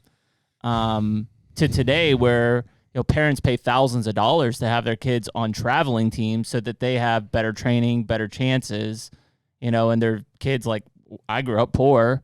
Like, there's no way in hell my parents would have been able to afford that. So, in today's society, I would be at a massive disadvantage no matter what my skill level was, just because I'm going to use the word opportunity was taken away from me because of these paid boundaries to it. So I just, I agree. I think it's happening in hunting. I think it's happening in all types of society right now. You're saying the promotion of something inherently creates a paywall, a barrier to entry. Absolutely. And I think that is true with the hunting industry, obviously. I think it's true with almost everything in today's society. I would agree.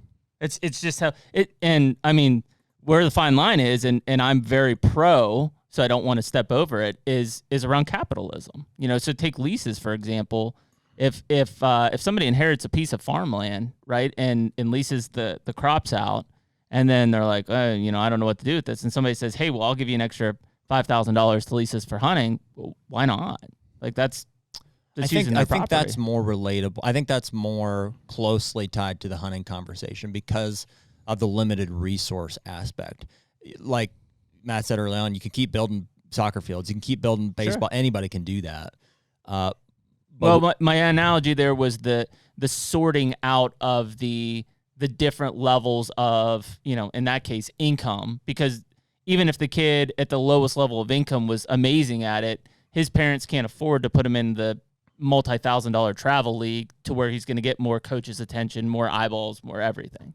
Sure. He just won't. And that's just reality. I mean, that's your life isn't fair type of a statement. So what's the difference between that and the guy who has that public land versus the guy who buys land? Well, I think what Matt's advocating, not to put words in Matt's mouth, but is like the over promotion that is of hunting, that is financially fueled by the individuals who are doing it, is what's taking away opportunity from all the people that could experience it to its fullest potential. And I'm right, is basically what you're saying. I'm on board with that. Yeah. That's I get it. That's correct. And I too, but there's some things I struggle with the capitalism thing. Yeah. That's where my big hang up is. Yeah. So, okay, I believe in private property ownership. Yep. Just like most people, vast majority of Americans do. Mm-hmm. But we have made a choice. There's two counterbalanced rights. Mm-hmm. There's the right to access publicly owned wildlife resources, and there's the right that's codified in the North American model and a bunch of other statutes. The game is owned by the state. Yep. The waterfowl are federal, internationally owned. And then there's the right of the landowner to exclude. We've decided that one of those rights supersedes the other, and that's fine. But I don't think if you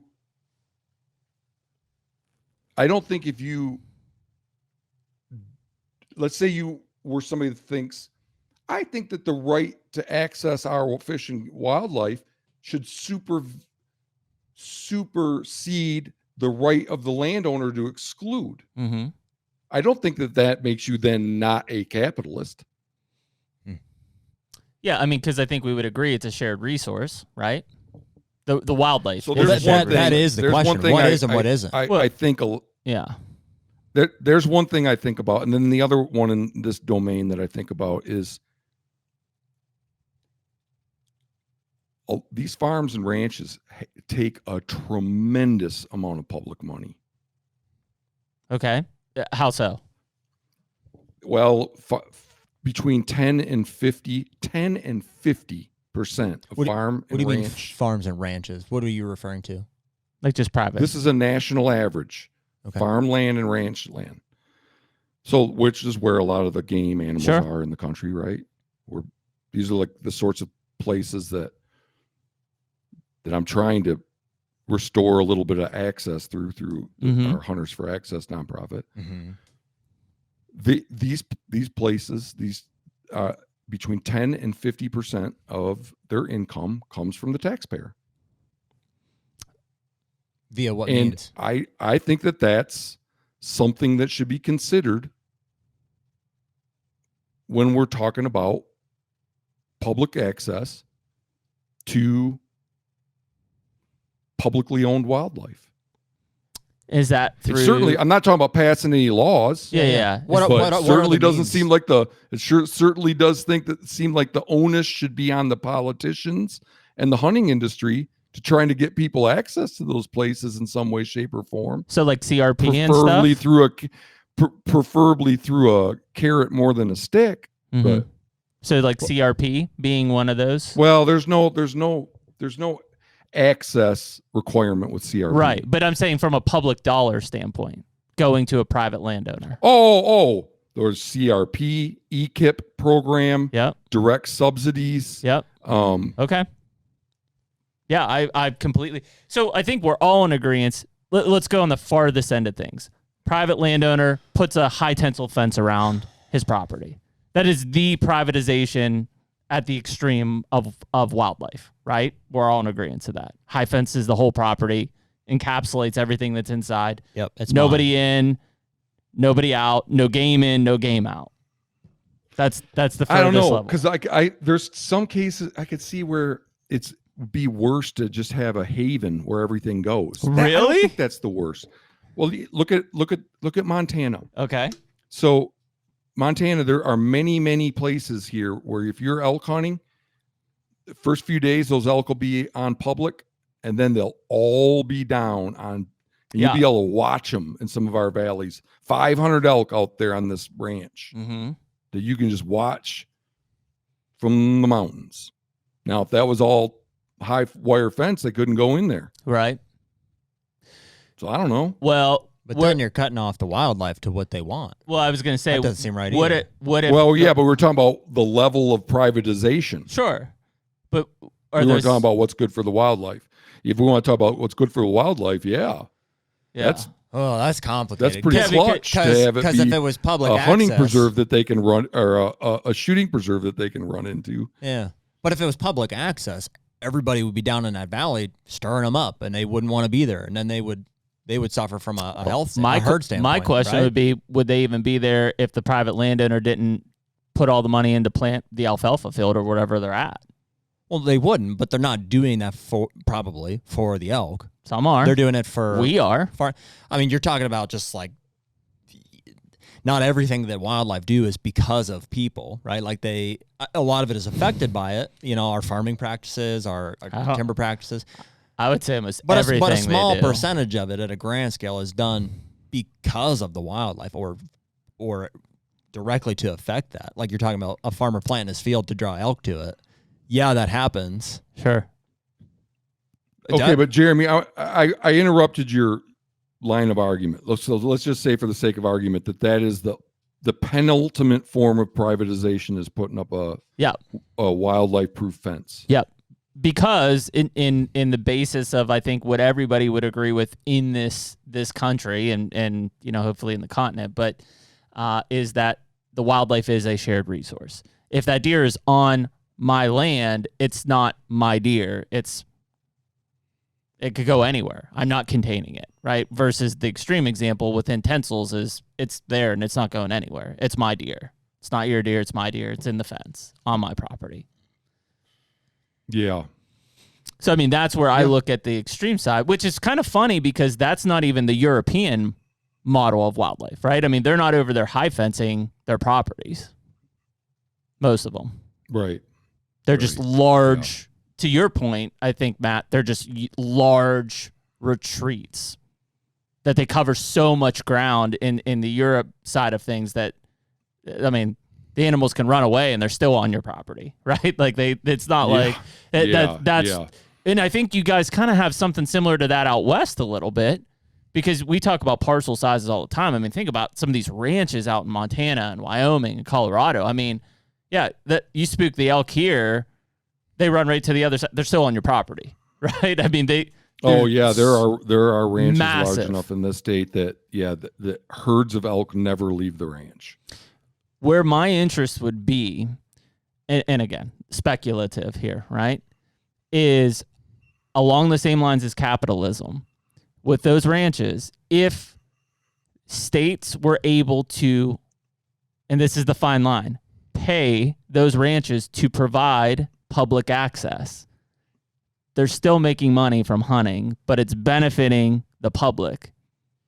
Is that all right? That's our block management program. That's the block management program. That's the plots program. And many programs that are much smaller than block management in many other states, like you were mentioning, plots program, the Kansas. Yep, walk-in. WeHa program. Yep. We just started a Hunters for Access chapter in Kansas. Yeah, their walk-in programs. And we like that, Matt, or no? Oh, we love that. Absolutely. Because they're getting paid. That's what Hunters for Access is what this buying and appreciation gifts and doing work projects. We're doing that stuff for farmers and ranchers that are enrolled in these programs. Okay, Matt. So wait a minute. That to me makes these are funded sense. by Montana. The Montana program is the biggest of its kind, 6 million acres. That's funded by the sportsmen. It's funded by license fees. Okay. So it's not even just a tax thing. In that same breath, though, and I'm playing devil's advocate because I'm in it. I own businesses. Why wouldn't, let's just say Montana, and I'll pick on Sitka because they're in Montana. Why wouldn't Sitka also contribute to that nonprofit in order to create more access, thus either more opportunity for more hunters and or better experiences for the existing hunters? I wouldn't be surprised. Because they're too busy selling property with whitetail. Well, but I just don't know if is the message being conveyed enough? Because I mean, to me, as a dedicated hunter and a guy, I've got Sitka, right?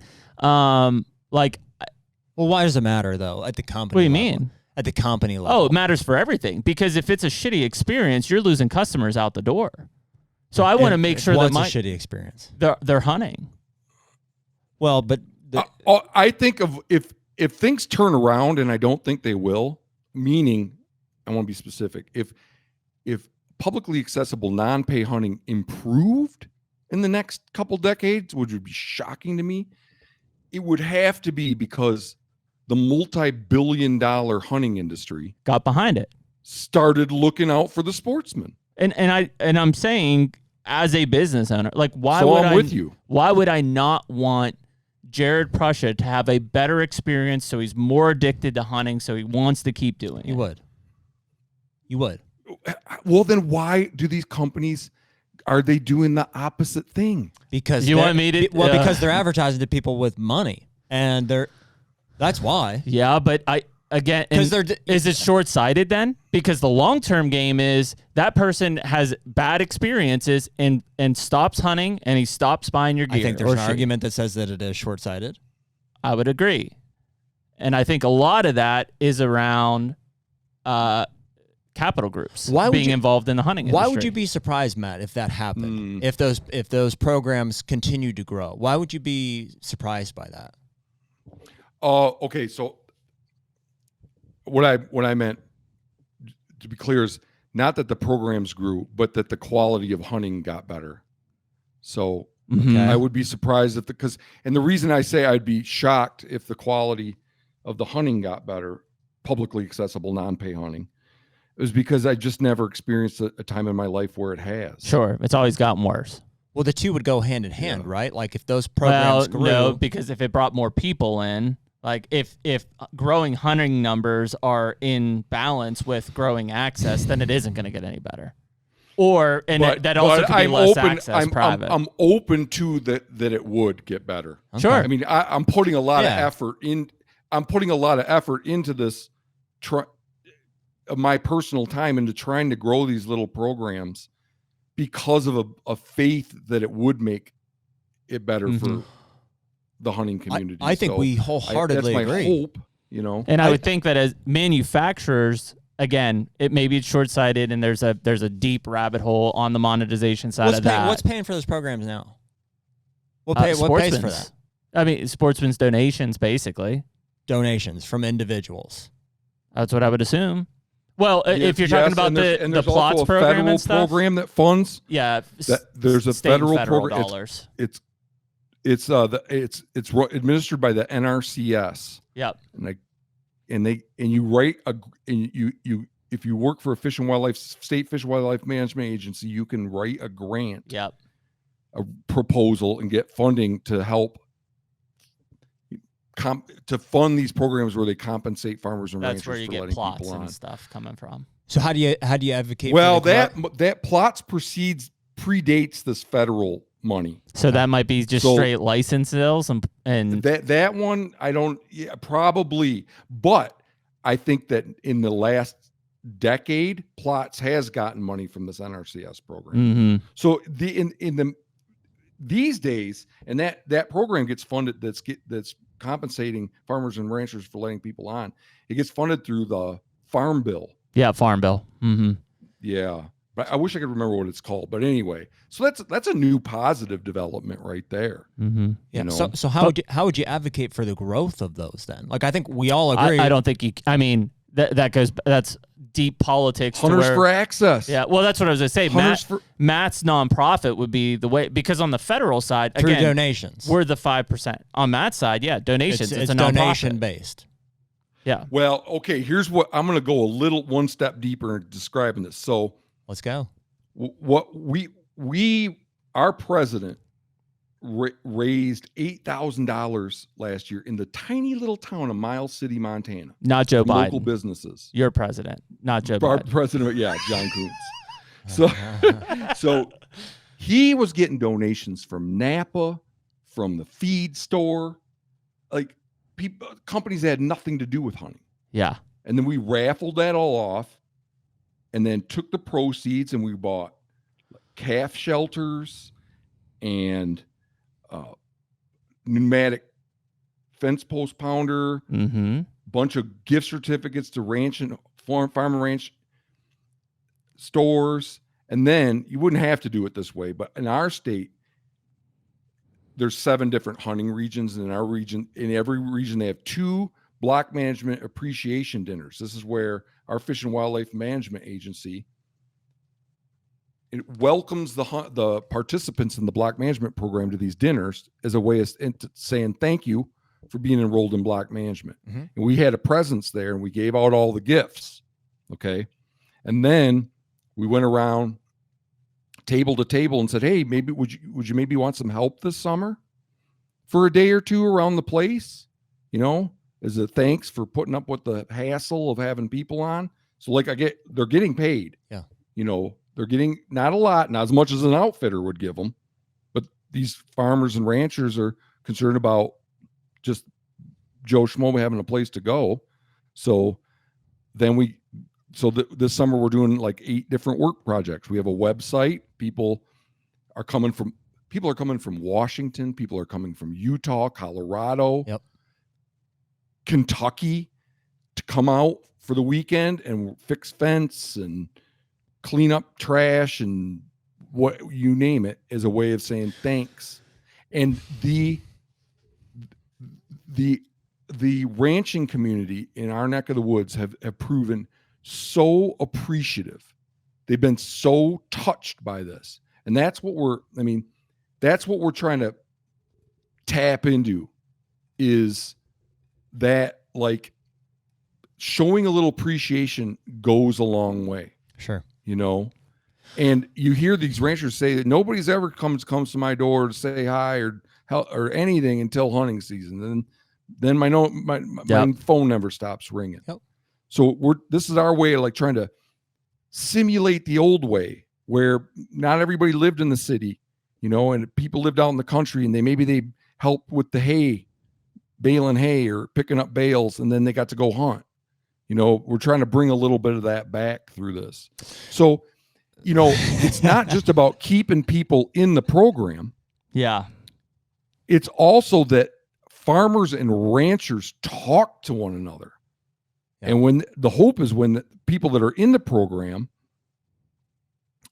say, man, we had these guys come out last year. They were so nice, and they fixed 3 miles of fence. Then the next door neighbor thinks, well, maybe I should get into that block management program. Mm-hmm. My outfitter's kind of an asshole anyway, or whatever.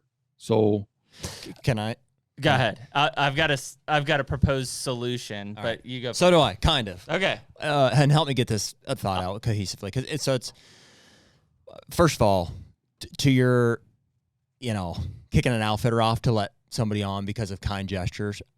I wish that was the case. I want to, like, I would love for that to be the way that things worked. It's the opposite 99% of the time, right? Where the guy that's been doing these grand gestures, these really baling nice hay, things, doing whatever, they're losing that to people who are willing to pay money for it. It's money at the end of the day. It's money. Yeah. At the end of the day. Now out here, people do get sick of their outfitters and kick them off. Sure.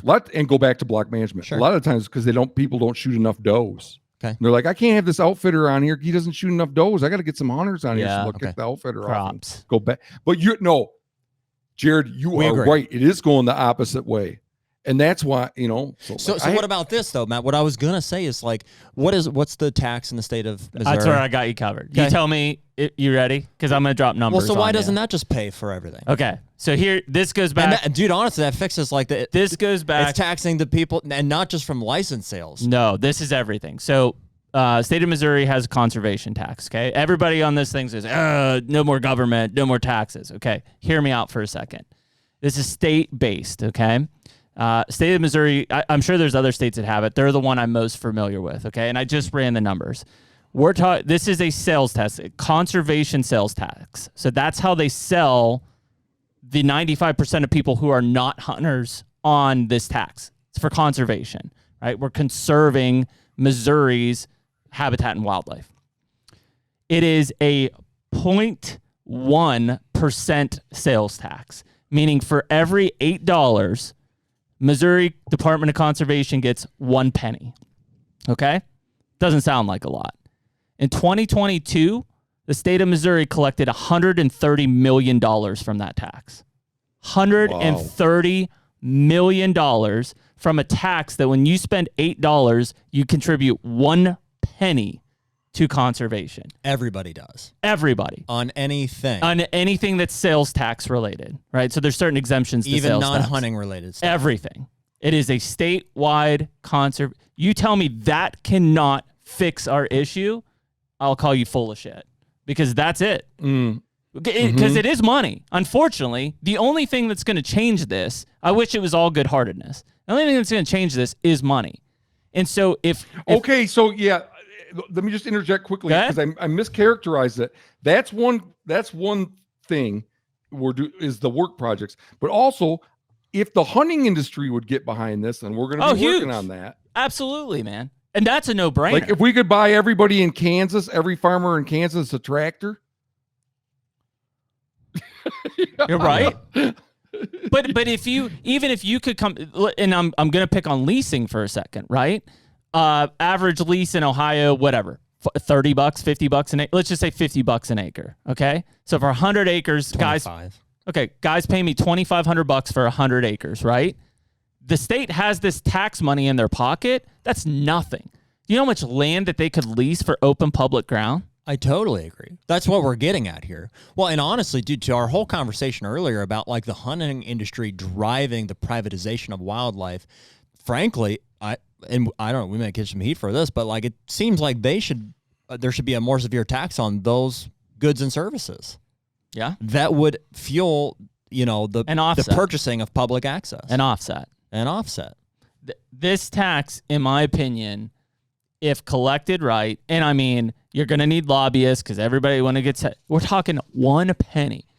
I know there's only 5% of us out there, but if we got behind state-based bills that said, you know what, pass that 0.1% sales tax, that 1 penny per $8, and you're going to have a hell of a much better hunting experience in your state. Does the state of Missouri, what do they spend that money on? Yeah. Dude, they have the biggest piggy bank in the world. They don't spend it, unfortunately. They do spend some, but they don't spend much. I bet that I don't know what their slush fund is, but it's probably in the billions. If that's the case, it seems like Missourians have more to be frustrated about than anybody. It's like you have the money to buy us back access from private land. They're sitting on a slush fund, man. Yeah, and they're not spending it. They have programs. There are some co-op type programs too, but it's not mainly because I bet they don't. I mean, you need somebody on the ground that's going knocking on the door and say, hey, I don't know what your hunting situation is on this. I'm not a guy coming to lease it. I'm from the state. We're willing to pay you, just like a CRP, right? Think of the conversation you have to have with a guy to take his tillable ground out of production into CRP. It's not an easy discussion. You've got to put a substantial amount of money in. The farmer goes to the NRCS about that. It's the farmer going, because he knows he's going to get more than cash rent. My best friend's brother is the guy that does this for Region 7. There you go. Is the one that goes to. I mean, most of these ranches are in it year after year after year. Yeah. So you're going to say, hey, you want to renew your contract this year? Yep. Yeah. But, that's recurring revenue for them. Why not? Yeah. So I've told you my idea, and I believe in it enough to actually try it, is to try to leverage the hunting industry. Like last year, we raised $8,000 in Miles City, a town of 9,000 people. Now our team has grown, and we're going to start trying to raise more money by just calling up companies and saying, will you contribute to this? So, and then the work projects. But there's just some other that's where I'm staking my claim, and I don't have any bandwidth to do anything more than Matt, that. you could get the manufacturers behind you, man. You could get the manufacturers behind you. You just can't shit talk them anymore. Oh, no, I know, but it's like. I get it. I understand. But you know what I'm saying. We have internal discussions about that all the time. I'm not saying you're wrong. I'm just saying that from the guys who are going to control the financial buckets, ultimately they're going to say, I'm going to give what to this jackass, right? That's the conversation that's going to come across. But I think you're meaning well. They need to be treated like the toddlers they are. When they poop in the potty, you clap your hands for them. And when they throw applesauce on the wall, you reprimand them, Yeah. Like if some big hunting brand that I have a lot of problems with gets behind this, donates some money to it, or sends out a volunteer crew, there's not going to be, they did the right thing. However, it's going to just be, look at them doing the right thing, Yeah. Plus they get to say it on their own platforms. They get to say, we helped out. And which I think is great. Separate things at the end of the day. I think they're two separate things at the end of the day. There's Hunt Quietly, and there's and there's Hunters for Access. And I'm not the president of any. I'm the vice president of one chapter of Hunters for Access. So yeah. But like so we got that idea floating around. But what about? And I like your idea about with the tax. This I mean, that's a big uphill battle, right? Would bring up. What's that? It's a big uphill battle because it's taxes, it's lobbyists, it's legislature. I mean, it's all the shit that nobody wants to get involved. I mean, Skip Sly is one of the great guys in the lobby business right now, or knowing the right people to say, hey, dude, how do we get this on the table? Because this is huge for hunters. Who wouldn't want that? A lot of people. It's taxes. It's the same people when I say you have to buy a hunting license, they say, screw you, government can't tell me what to do. See, and obviously people don't want taxes, but and it would make a lot of sense to me if like a majority of that came from the hunting industry that's driving demand for hunting to begin with. Well, doesn't it? I mean, that goes back to like Pittman Robinson dollars and things like that in terms of those are taxed goods for conservation. And so how is this different? It's just this it's is on everything. This is on everybody. Everybody who has Pittman Robertson? Everybody. Every state gets PR dollars. And what does that money get spent on? Federal dollars. Because the state R3. Agency. Yeah. That's what I'm saying. Is it seems like this is where the money needs to be on spent. R3. Yeah, he's not wrong. What? Oh, so I know. No, it gets spent on conservation projects. R3. Yeah. I don't research everything. Yeah. I mean, everything Not a state access. agency would do. Usually not access. In fact, in Pennsylvania, we're using a lot of our oil and gas money to buy new access, to buy new game lands and stuff. As it should be. As it should be. How about this one? How about this one? Public access for public money. You want that? You want that $180,000 for your new pivot? How about you allow a little public access? Yeah. 100%. Dude, we're fully on board with that. Way more than I am. We covered a lot early on in the conversation about like getting mad at people at promoting hunting, getting mad at people for buying hunting or land so that they can have exclusive access. I'm not so much on board with that. I'm 100% on board with there's so much private land that people could be financially incentivized to give back to the public that I am 100% in favor of. Yeah. I don't know. Yeah, that one just seems like a no-brainer. It seems like a no-brainer. Happen. Yeah. If you're going to take a bunch of money from the public for your farming operation, at least let them come on and do a little hunting, you know? Well, what would motivate? That would have to be legislative.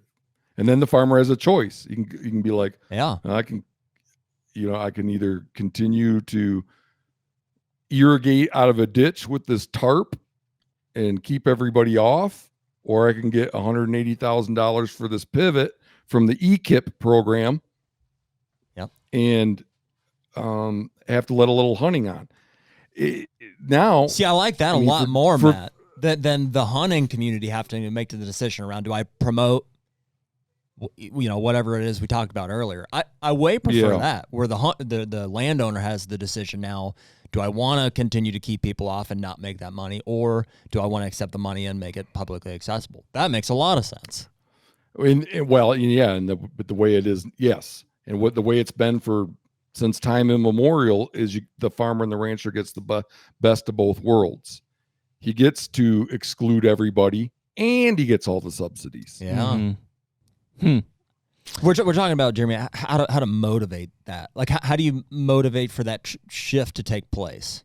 In terms of just opening access, or like? Well, no. So like what Matt's saying is like the landowner has the best of both worlds. They get to collect, this large percentage of these public dollars for their EQIP programs for CRP. Mm-hmm. And they get to lock it down for private hunting rights. I lock it out. How do you hire an outfitter? Yeah, there are programs. Make more money there. And I don't know. I'm not sure exactly which ones they are. Oh, I take that back. In Pennsylvania, it's the game co-op program. You know what I'm talking about? So those game co-op programs are effectively what we're talking about here, where Game Commission comes in, pays that landowner to open up their private farm to either all types or certain types of hunting. They can't collect the money, right, without having the land wide open to public hunting. That's the stipulation. So why wouldn't you do the problem with the CRP and stuff is now instead of the wildlife and access program is it's probably more a state issue than it is a federal issue. And so when you have CRP and Farm Bill stuff on the federal side, I don't think they give two shits about what happens from a state access standpoint. And that gets even more effective as you go east of the Mississippi. Like when you get to Ohio, federal ground, there's hardly any federal land to hunt in Ohio, right? It's state land. Well, shouldn't that be the places where the federal government should be most incentivized to have You would farm think and ranch, so. farm money come with strings attached? You would be in places there's no access? You would think so, Matt. My only concern there is most land that I see, let's put it this way, the best public land that I see is managed by the state, not the feds. And that's in the East, right? I'm not as familiar or familiar at all in the West. In the Eastern U.S., the best hunting land for success and just habitat is managed by the state game agency. The feds are not managing that land very well. Oh, wait, okay. I don't think I'm being clear, because I'm not talking about the Fed. When I say it feels just to me that if you're going to accept a bunch of subsidies and you're a farmer or rancher, that there would be an expectation of some reasonable public access. I would agree with that 100%. So I'm not talking about the federal government managing the guy's farm. I gotcha. Okay. You're just saying providing pure access to it. Yeah, some hunting access. I think I think that's an absolute I think that's a huge piece of it. Here's the problem, and I think this is why the federal government hasn't done it, is that a large percentage of private landowners would pull out of those critical programs for habitat and riparian buffers. Because but that hunting stuff is more important. Changed compared to where they get most of their money. Most of it is not CRP. Yeah. Most of it is like bailouts when when some commodity takes a big dump. See, I'm looking at it from if Jared and I own a piece of ground in Illinois that has CRP, right? And we're using it for our own and transparently, we're not letting anybody else hunt there. If they came to me and said, "Hey, Jeremy, we have to take this 60 acres or whatever," which is substantial, $18,000 or so, $19,000 a month out of CRP, unless you add a year, a year, unless you let people hunt it, I'd be taking it out. Yeah. Because of the price of the property, the value of the property overall. Well, there's all kind of different scenarios. Oh yeah, I right. But I mean, also if it was like 2019 or 2020, and all of a sudden cattle prices tank. Yep. And it's you want a $300,000 bailout. Yeah, I agree with that. 100%. Which I think is probably a more common scenario. Yeah, I mean, I'm not opposed to the CRP thing. In fact, the fact where we're at, I mean, some of these CRP levels are, $250, $300 an acre per year. I'm not opposed to saying, hey, listen, if you're going to take this money, in exchange, you have to provide public access or something. It's tough though. But I share your concern, Jeremy, about you wouldn't want to have conservation programs, the enrollment and drop, like you say, CRP drop. No. Yeah, it's critical. Like I say, there's a lot of farm subsidies that aren't related to conservation. Yeah, that I think is where you have to piggyback that, Matt, because we're already losing habitat at a massive rate. If you start hurting more riparian areas and things because these incentives are being crippled by a contingency basically, then we're screwing our wildlife even more than we are now. 100% agree. Yeah. Where I think it would be most politically palatable would be in Western states, where a lot of these ranches are basically like a donut of private land with a huge chunk of publicly owned land in the center. I would agree with that. Yeah. And those ranchers are getting a screaming deal on the grazing rights. Yep. In those landlocked public lands. Like, an AUM, I don't know, is like what you pay on the public market for an AUM, animal unit month grazing, is way more than what they pay to graze their livestock on land owned by you and me. Yeah, and everybody else. That I think is bullshit. I mean, that right there is, the fact that you're paying me a minute amount under market value. We talk about market value so much. and there are no benefits returning to, frankly, and I'm not against cattle, but the fact is cattle do some significant damage to natural habitat as well. The fact that your cattle they're also beneficial in a lot of places. They are, absolutely. But the fact okay, that there's no mutual here's the thing. benefits. It's like, not only do they do that, but then they hire an outfitter, and he gets to outfit all that public land in there. Yeah. And he gets money. I'm not, first of all, that I'm completely against that. I don't understand how that flies, right? Because nowhere in the eastern U.S. can you lease, outfit, guide public land like that. Like you can in the West, where you can lease public land. You could keep people. Well, it's not. No. You're not leasing the public land. So what are you leasing? If I wanted to fly into this land in a helicopter, okay, I could hunt it. Okay. Even if there's an outfitter working it. Okay. The outfitter leases the ranch surrounding it. Gotcha. To get access. And now, in effect, he has exclusive access to these landlocked pieces because it's the only way in there short of flying into it. But isn't it still a little bit ridiculous that the outfitter can make money off of the public land that's mine? Patently ridiculous. I mean, that's where I have a little bit. It doesn't restrict the farmer. From hunting and the rancher. Yeah. The ranchers can charge that outfitter more if there's more. The more landlocked land there is in a ranch, sure, the more the rancher's going to get from the outfitter. Yeah. Well, so go back to your tax aspect of things. I understand that. Like if you're on like you went on an outfitted hunt in Colorado, hunted public land, other guys could have walked in right on you. It keeps other outfitters out. But that's what it does. But the outfitter made money off of you. That should be a much more stringent tax to conservation, right? He made money off my public land. He not knowing it. Who told him he could do that? Well, but anybody can hunt it. Like all. Yeah, but not everybody's making money off of it. He is. Yeah. So I don't take a stance against outfitters outfitting on public land because they're not locking me out of it. Mm-hmm.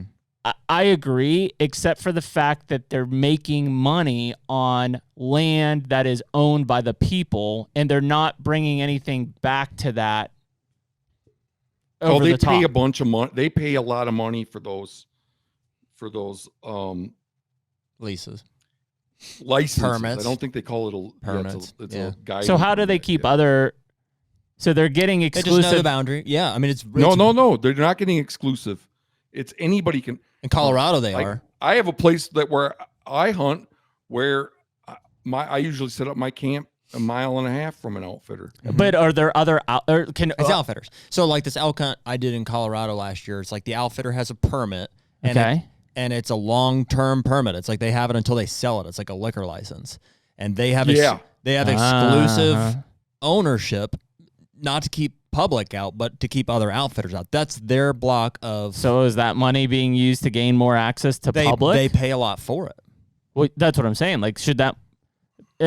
Because it all goes back to what is the state spending our money on. And I'm not knocking the outfitters, but the fact that they're in there, creating probably a more successful hunt than the do-it-yourself guy, like that money should be used to get more access for the people. I don't know that it's not. I don't know. I think it goes into the general treasury. It's a slippery slope, man. We're talking about federal land here, right? So I think it's going into the federal treasury. And it's gone. But yeah, again, I have nothing against the outfitting side of it. It's just, it's a slippery slope when you start to talk about public lands being monetized by, a private entity. Mm-hmm. Yeah. It's just, it becomes, and so I say that in like, if I'm only a do-it-yourself elk hunter, right? Like I would love to have. Are there areas where outfitters don't have blocks? Like there is no outfitters. It's only do-it-yourself people. I believe there is. Probably few and far between. Probably varies by state. Yes, there are definitely chunks of national forest. I shouldn't say it that strongly. I'm pretty dang sure that there's chunks of national forest in Montana that don't have an outfitter. Yeah, where there's not an outfitting license. I don't know. I can't hardly criticize because I sometimes will hire like a spearfishing guide or Yeah, absolutely. fishing. Yeah, I I would mean, the not waters hire thing one is to take- another. Yeah, that's a whole different. Anything topic. that- I wouldn't outside of your hire comfort one zone. to take me in a place that no one else could go Sure. because that would make me the biggest hypocrite on the planet. I'd given the pay them more if stances they I've would taken. take me there, though. Yeah, it's. I just say it because it's, it ain't much different than what the industry's doing when the guy is using public lands to make a living. Well, yeah, but I'm more concerned about the consequences of people's actions. Like it's not like that makes it. If a guy has an outfitting permit on National Forest, him running his business doesn't make it so you can't go there. Mm-hmm. Does it make it tougher for me to be successful though? I don't know because it's hard to say because maybe those same people would be out there anyway. Mm-hmm.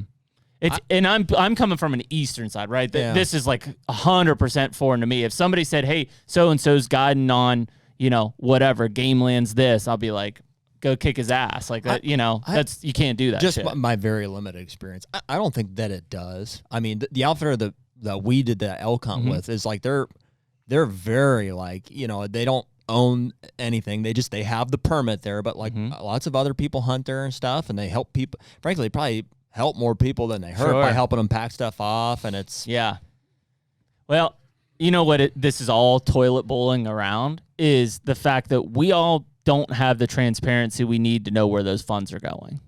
I mean, okay, they're going to federal treasury. Did they ever end up back to doing good for conservation? I don't know. Well, we can see for sure where it's lacking, which is public access to private lands and the ability to pay private landowners for it. I'd say that's nationwide, especially where there's a lot of private. There's a lot of criticism. There's a lot of criticism on the nonprofit side. I think National Wild Turkey Federation has been really blown up lately to where's all the money going? What are you doing really? with it? Yeah, what are you doing with it specifically? And I know you can't tell me down. Paying some high dollar salaries, that is for sure. I saw some, like their top people. Oh my God, eye-popping salaries. Well, so yeah, I'm not saying like down to like, oh, we took Jimmy on a hunt necessarily, but like what are you investing in? Where is this dollar? And as that being a nonprofit and sportsman's funded type of thing, shouldn't we know? Matt's gonna hate it, but I'm sure it's promoting turkey hunting. Yeah, I'm probably. Oh, they have a huge R3 agenda. Yeah. They spend I wish. Oh man, I wish I had this because I don't. Somebody just told me how much they spend on R3. Yeah, I bet it's crazy on a yearly basis, and it's a ton. They also spend a bunch of money trying to privatize hunting access. No, that said, I'm pretty. But they write articles. Yeah, they write articles about how to find your hunting lease. Yeah, It's interesting when you get into that because that's the one thing, and it's not just on budget. It's we've talked about it with harvest data and stuff. It's the lack of transparency in a lot of these companies or state agencies or even federal, whatever it is. And I understand why. It's because people will overanalyze and misinterpret. But the fact is, especially if it's a publicly funded agency or organization, we deserve to know or see. And yeah, maybe some people are going to misinterpret it, but so what? Can I just? I think what Matt just said there was really interesting. Like the NWTF is like advertising or writing articles or producing content about how to acquire hunting leases, and we're saying that's creating a problem. That's more privatized land. Why would they? On one hand, they're like, we need more hunters. Yep. And then the other hand, they're like trying to show you how to instruct you on how to privatize hunting land. So why would they do that? One of their articles. This was written Matt, by somebody named. Here, listen to this real quick, Matt. Why would they do that over advocating for this conversation that we're talking about, which is how to spearhead purchasing back private lands? What is the difference? Why would they do that over the other? I don't. There's some things I understand. Like I feel like I understand and there's some things I don't. I understand why the hunting nonprofits are all on board with R3. It's because they get a lot of money from the hunting industry, and they are the advertising arm for the hunting industry. Mm-hmm. They give the hunting industry gives the nonprofits, the Wild Turkey Federations, the backcountry hunters and anglers, the RMEFs, et cetera, money, ducks, unlimited, pheasants. Yep. They give them money to promote hunters to come back and keep buying products. And then those outfits bring more people into hunting so that the nonprofits so the industry can sell them products. Mm-hmm. So they're not donations, they're advertising dollars. Then there's some things I don't understand. Like, why in 2021 did the North American Turkey Federation publish Guide to Leasing? Sometimes you got to pay to play. I don't know. Seems like they should have been working on public access. From my perspective, it seems like lack of direction or know-how. Like, we don't, even us, we've been sitting here for 2.5 hours trying to figure out how to spearhead the purchasing back of, or where do the funds come from? What kind of programs would be wrapped up in purchasing back public access on private lands? It's certainly not as clear cut as make more money by the land. Yeah. At some point I go like, I've staked my claim. I've told you what I'm doing, but at some point I'm like, you guys caused the problem. You figure it out. Yeah. Well, I mean, you figure it out. You guys are the ones, you guys being the hunting industry and the hunting celebrities and the nonprofits, mm-hmm. You're the one that has made it so that it's like laughable to think that anybody's going to have a quality experience in a large swaths of this country when they go out hunting. You're the one that's made it this way. You figure out how to deal with it. Well, and they're the ones who should pay the lobbyists for the tax. I'm engaged in trying to point out that they've created a major problem in terms of hunter satisfaction, and I'm having to try to come up with Band-Aids to fix it. Yeah. I'm like, you guys figure out a way to fix it. The unfortunate reality is, like, I would bet that they care nearly as much as we do. Well, or I would even say the people that are left without access. Like, I mean, dude, there does come a point where people are so like it's a business for them, and it's just a business. And when that goes away, they'll find another way to make money. They'll just go to another business, mm-hmm. and we'll be left here with no access, with no hunting opportunity at all. So as much as I kind of feel that same way, Matt, as you guys figure it out, it's like we're the ones that are affected, and so like yeah, and this is the short-sightedness, right, though, that's the major issue, because what everybody, and we've talked about this, but what everybody is failing to acknowledge here, because, and transparently we are too in this conversation, focusing on there are too many hunters for the access we have. The experience that the hunters in today's atmosphere are getting is trash for the most part, unless you're in these private lands and things like that. From a public, it's trash.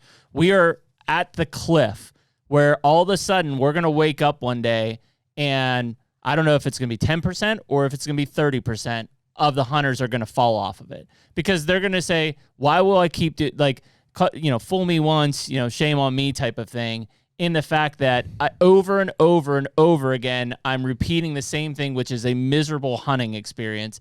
And whether they're seasoned or they're new, they're going to say, forget it. And if you look at the one thing about social media is you get the information. Look at social media now. There are a lot of people that said, I quit hunting for this reason, or I stopped hunting for this reason. And we're at that edge. This was the thing. I warned people about this when we had COVID. Everybody celebrated, to your point, Matt, watch the people who celebrated, man, we got all these hunters. I said, you can't put them anywhere, and it's a time bomb. And that time bomb is going to explode when everybody finally wakes up and realizes, man, hunting sucks. All I do is run into guys. People yell at me. I don't see anything. I don't kill anything, right? I can't go anywhere. And they're like, screw it. I could spend my money and time elsewhere better. Boom. Overnight, we're going to lose. You want to see a drop in hunters? It's going to come. And then all these businesses and all these people that benefit from hunter numbers, including agencies, are going to say, oh, shit, now what? Yeah. And it's coming like a freight train. And I welcome it, It's crazy to think that. And I mean, I'd love to see 30% drop off. I'm with you. Like that is and again, all of the doomsday people out there are going to say, oh, shame on you guys. Like the moment that happens, hunting as a tradition is going to go extinct in this. Get the hell out of here. You're full of shit, right? Just stop with it right now. And it's not selfish. People will say it's selfish.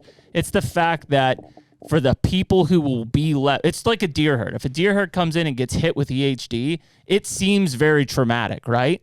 But 3, 4, 5 years later, the herd that made it through and rebounded is the healthiest it's ever been because there's more resources available to them. Mm-hmm. That is a fact. That is how nature works. And it'll be the same way with this. It'll be a major shock to everybody and to a lot of people's pocketbooks, a lot of businesses, a lot of agencies.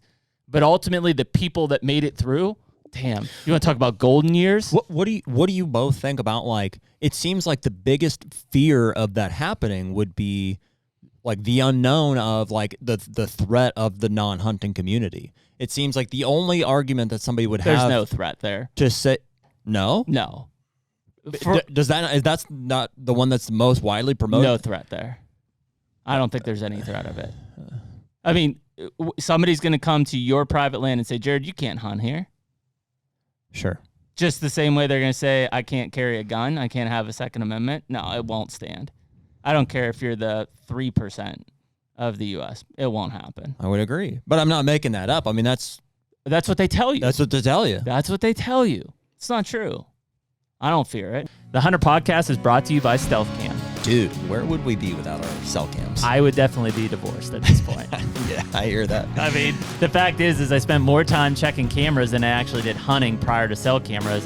Now, at least, my wife can enjoy me being in the comfort of my own home, buried in my phone, checking those pictures. Yeah, 100%. And dude, when it comes to trail cameras and definitely cell cameras, reliability is, I think, the number one thing that we're looking for. Stealth Cam just has a long reputation of reliable cameras, and ultimately that is the most important thing to us. They have to work. In terms of reliability, there's not a better camera on the market than Stealth Cam, whether you're talking about the Fusion X, the Reactor, or the DS4K Transmit. And most of them are under $200. Stealthcam.com. Check them out.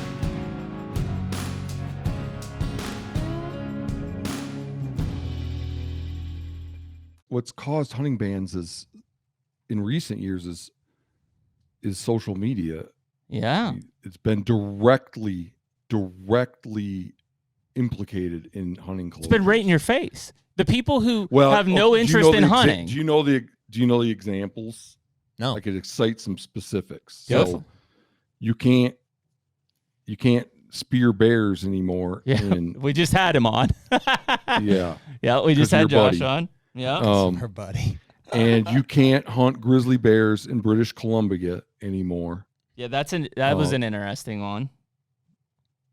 In Australia, some of their hunting, they're getting close to just doing away with hunting entirely, and some of that is social media invoked, self-imposed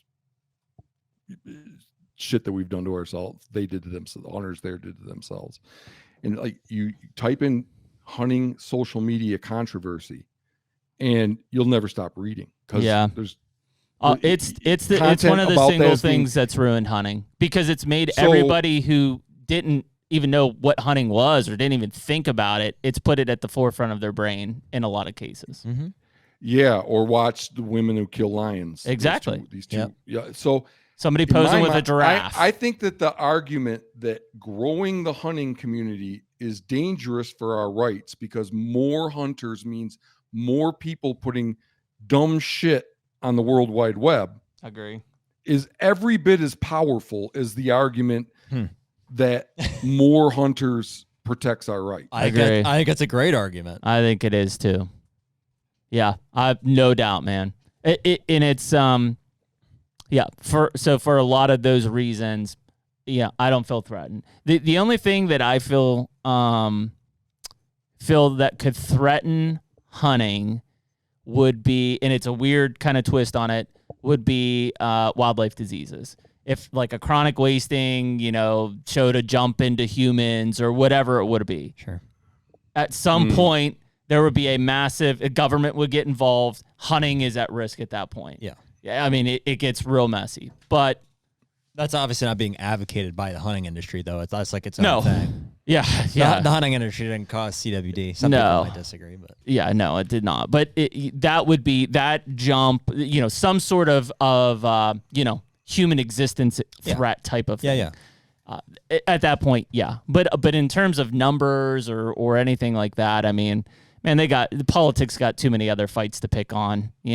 Like it's between the Second Amendment battles and gun control. I mean, would hunting be affected by that? Very little. Are we advocating for gun? No, we're not advocating for gun control, but the eyes are on that more than it is on us guys who are out hunting, for sure. Yeah. I mean, yeah, there are people that really do worry about it, though. I know. Yeah. And do you think it's because they love it so much or because that's how they make a living? See, that I can agree with. I don't know, but I've talked to people. I talk to people and I email with people that just reach out to me, through because of the podcast, that don't appear to make money off hunting, that are very concerned about anti-hunters.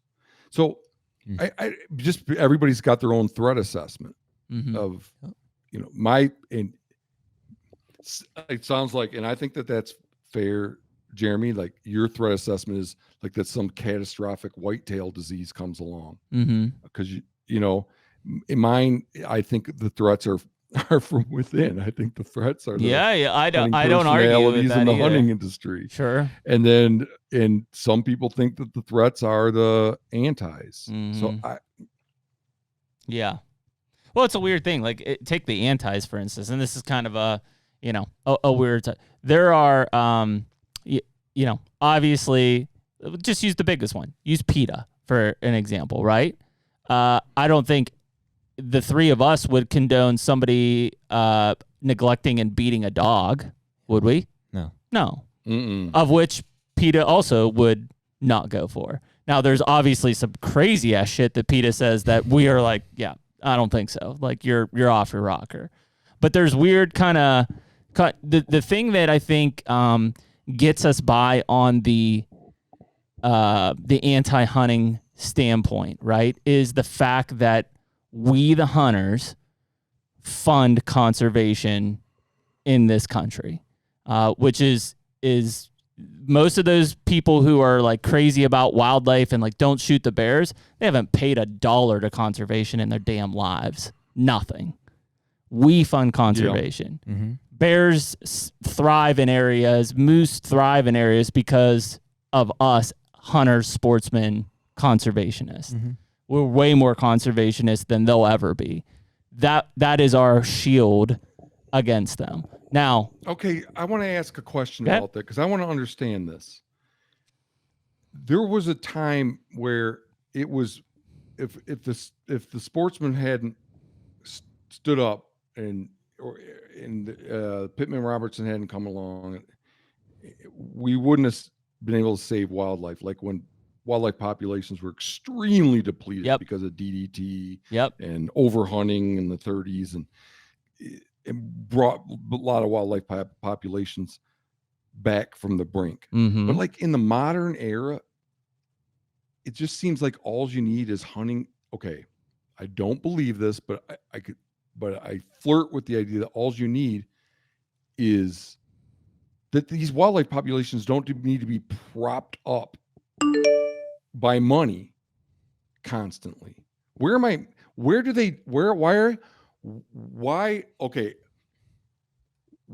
are wildlife getting money paid to keep them alive year after year?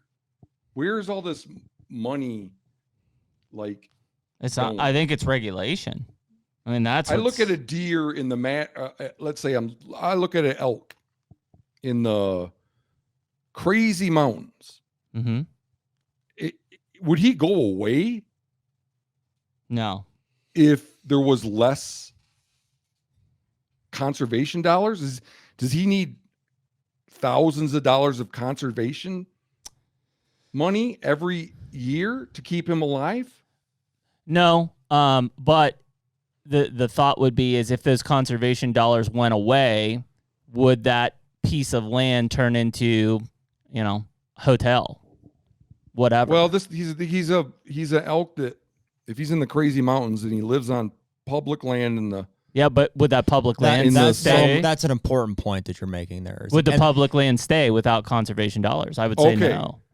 So Pittman Robertson dollars go towards keeping public lands public. State. I don't think the Forest Service gets Pittman Robertson dollars. I'm not sure about that. I know state does. So yeah, and again, this is where the east-west is kind of a little different. Okay, let's take a deer in your neck of the woods. Yep. How is he profiting from an influx of conservation dollars on an annual I think basis? the same point you made is like it almost seems like those dollars coming in from from recreation is like they're basically to combat the erosion of habitat, because habitat loss. Yeah, because if there's no value there, then why wouldn't I just turn it into anything other than wildlife habitat? Well, in a crazy way too, Matt, is the fact that if there was no value in recreational land would be disappearing at a very, very, very fast rate right now. No, but I'm saying like what we started out the discussion with. You were saying, Jeremy, without the conservation. We fund conservation. Yep. To me, it seems like a lot of wildlife in this country, all they need is a fairly intact,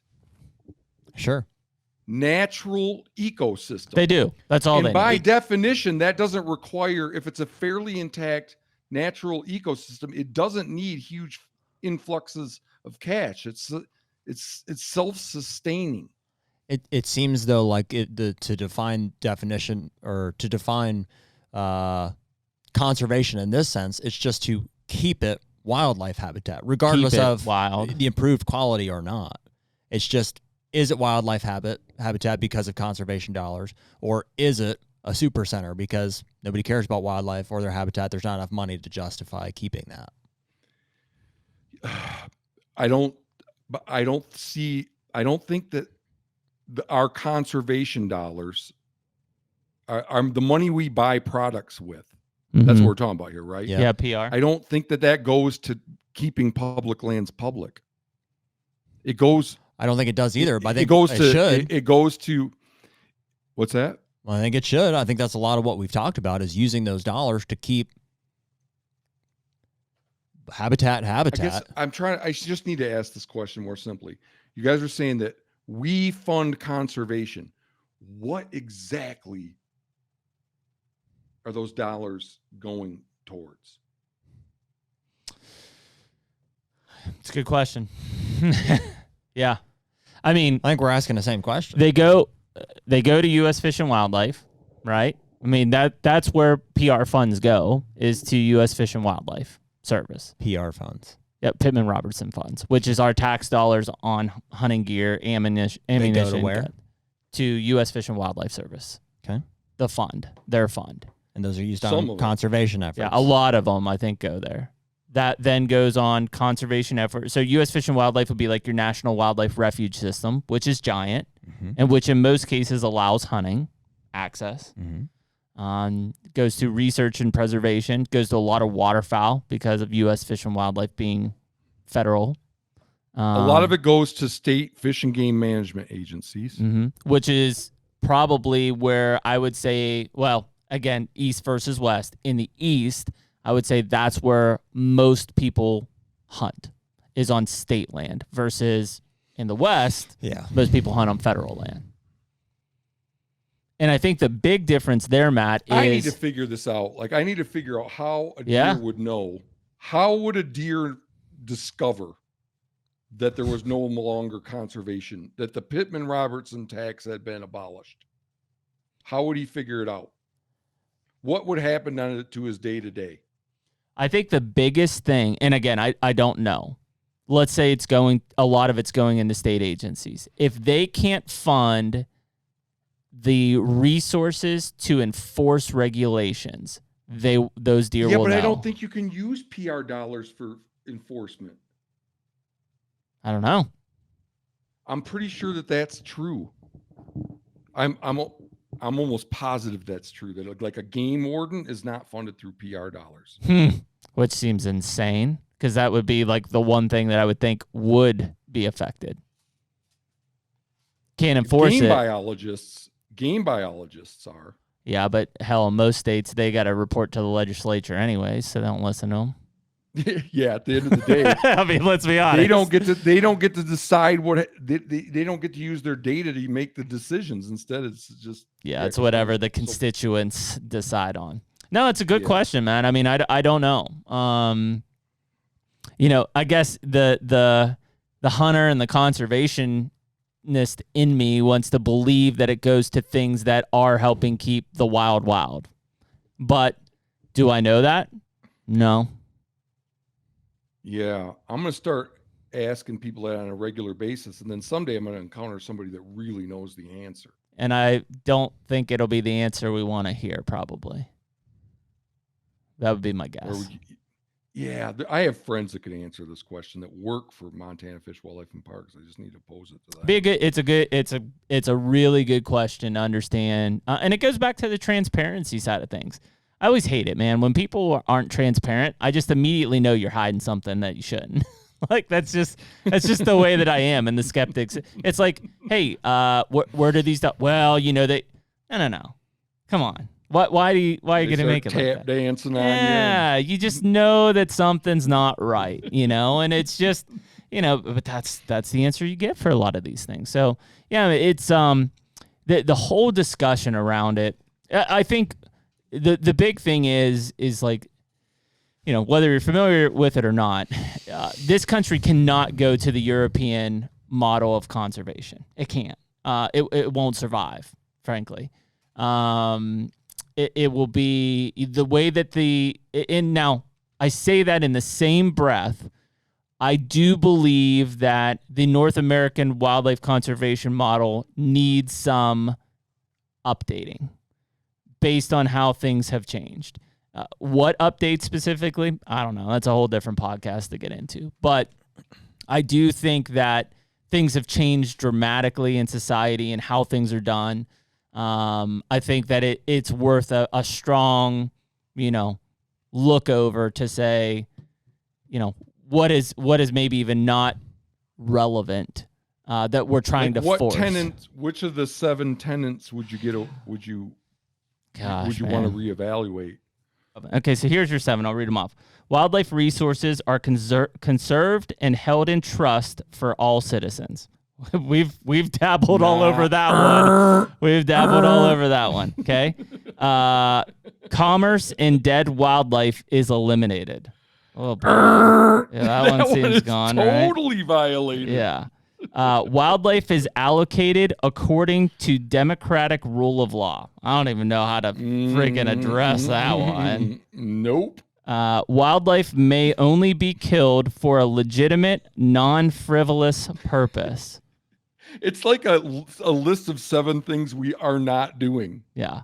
Wildlife is an international resource. Every person has an equal opportunity under the law to participate in hunting and fishing. That's getting better, right? We've got a lot of states that are putting in hunting as a right versus a privilege. Well, I think it's okay. Equal opportunity as long as you have a thick pocketbook. Yeah. Okay.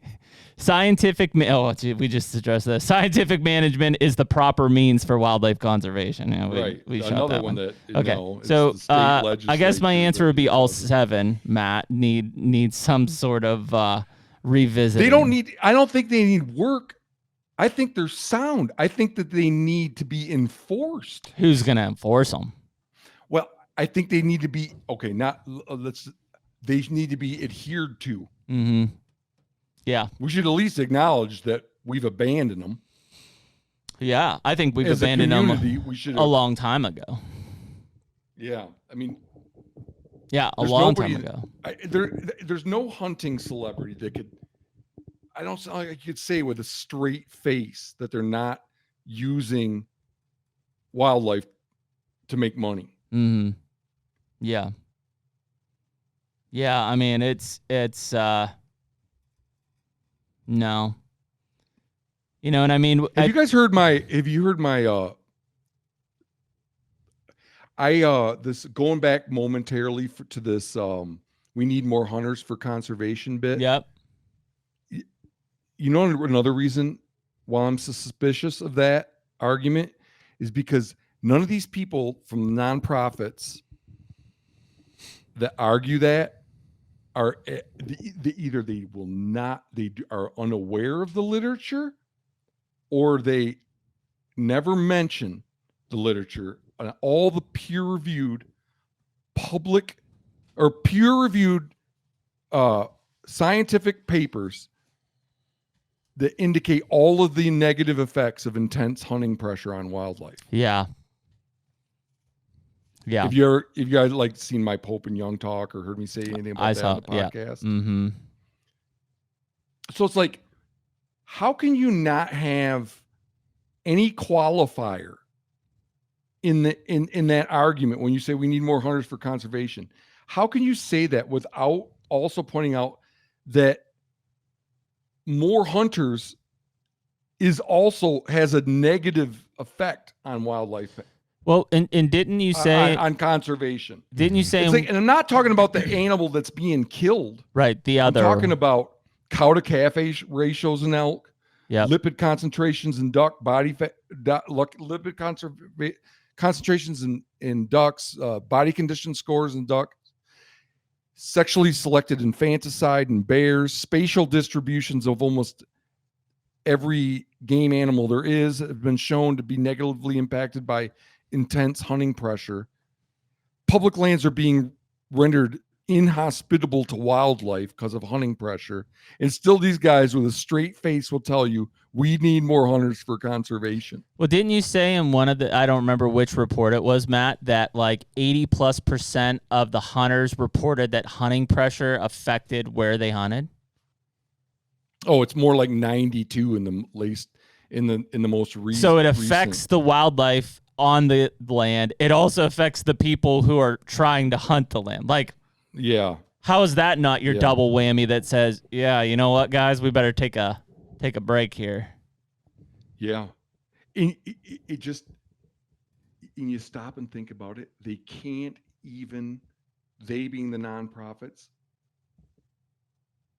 they won't even consider it because there's so much money tied up in it. Yeah. Turnover of memberships too in a lot of these cases. I mean, think of our baby boomer, era, fading off, and they need to plug the holes, right? They need new people. Well, yeah, but what a weird way to plug them, to be like, we're going to turn people into hunters and then get them to pay dues. Okay, take backcountry hunters and anglers. Pretty important nonprofit, right? Yep. Big recruiting push arm with them. Bunch of chapters. They have our three specific employees. Okay. They operate in Montana. That's where they're centered. Yeah. Do you know what percentage of hunters in Montana belong to BHA? 1%? Yes. Wow. So it's not like they have to turn people into hunters and then get them to be dues-paying members. They could work on the 99% of people that already hunt that aren't members. Yeah. But those people already own gear. Yep. Do you think that there are some nonprofits out there that actually care, that actually give a shit? Well, I think that, we're talking about the people that work for these nonprofits. No, because I know there are people in all of these groups. But I'm talking like overall. Like, can you put a thumb on any of these nonprofits? You're like, you know what? Those guys collectively are doing something good. Okay, so are you asking about their intention or their effect? Their effect. Their effect. Yes. Yeah, because all of them, I think, will say that they have good intentions. Compared to what they could do for wildlife and for the existing hunting community, if you compare what they could do for wildlife in the existing hunting community compared to what they are doing, it's just, they could do so much better. I have a hard time deciding if some of these groups, like a Rocky Mountain Elk Foundation, they do some pretty good stuff. Yeah, I mean, it seems like it, right? Yeah, buying land, conserving it, and turning it over to the sportsmen. Yeah. But here's my nonprofit choice would be something like them, except also that they're opposed to leasing land in states that have government programs that allow everybody to hunt. They're opposed to use of dead and dying animals to sell products. They oppose R3 because the existing hunting community already is having a hard enough time having a quality experience. I think I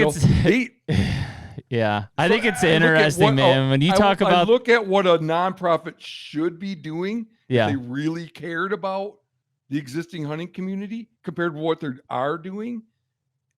It just doesn't. They don't seem serious to me. I think the existing hunting community they're listening right now, right? They're on the podcast list. I think it's an interesting discussion, and it's a healthy one to have, and to say even out loud that you should feel a little bit screwed here. You should feel a little bit kind of, wool over the eyes, in that you are a driving force of this community right now. And frankly, the efforts are not being put in to take care of you. Yeah. Yeah. That seems like a good clarion call to me. Yeah. And man, I would say that, like in terms of the wool over your eye, I would hate for people to not think to accept what I'm saying. I just think there needs to be a lot less like just received wisdom where people hear things from people in the hunting sphere and just accept them as Jared says it all the time, man. Question everything. That's not a bad thing. That's not a bad thing. Just question everything. Use your brain. Yeah. Everybody's saying something. Just think about it. Yeah. Tough, man. Well, listen, Matt, we took up a bunch of your time, dude. We absolutely appreciate you coming on and having this discussion. It feels good to have, take what you want out of this podcast if you're listening to this, but it just feels good to have open dialogue on stuff that is very, very important to the future. Again, it's not that I feel threatened that our hunting community or the hunting rights are going to be taken away from us, but I do feel threatened on the experience because selfishly, I feel like I went through some of the heyday in that late 90s, early 2000s with the deer camp atmosphere, the blinders essentially to what else was out beyond my state boundary.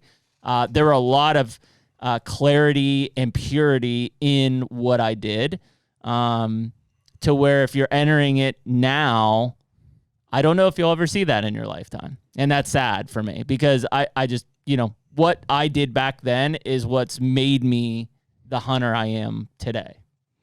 Oh man, I really appreciate that you guys, the honesty, like you guys can at least say that there's a problem, which is rare among people in the hunting sphere. And thank you, Matt, for going against the grain and for questioning like what the hunting industry has been promoting. Like it's frustrating and in some cases it's like you don't want to hear it, or even entertain that some of these things are like taking place. But, I commend you for taking the stance. I know it's even affected some of your closest personal relationships. So like, clearly you believe in it, and I think we can see why. Mm-hmm. And so I think it's a really good thing that that we're having this conversation and that you're, leading it in some senses. Thanks. You guys have a good night. All right, man. And long one again. Yeah. Appreciate you bearing with us if you're still listening. It's 10:30 our time, in case anybody's wondering. Yeah. I haven't eaten all day. My bedtime's at like 9. I'm not kidding. Like I'm usually asleep by 9. Awesome conversation with Matt. Again, part of our podcast is so that we just have open discussions. Clearly some things we don't agree on. And I won't say either of us are right or wrong. It's just all opinionated. Well, there were some things that were said that at face value sound really bad. Yeah, like the hunting public. Yeah. Which we know those guys. We love those guys. Yep.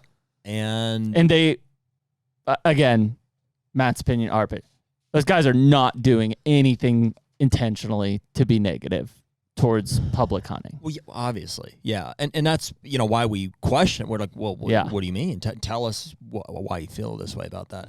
And I do think over the course of a 3.5 hour conversation, it kind of comes out. Well, Yes, I agree. Their intention is not this, and it's inadvertent. Then we kind of identified what we've kind of always said about like the trap of the industry in terms of like getting caught promoting a lifestyle that. Well, yeah. I mean, think of those guys just in general. Like this is the first time we've incorporated that, like the access element of that. It's always been you're making money off. And it's hard for you and I because, and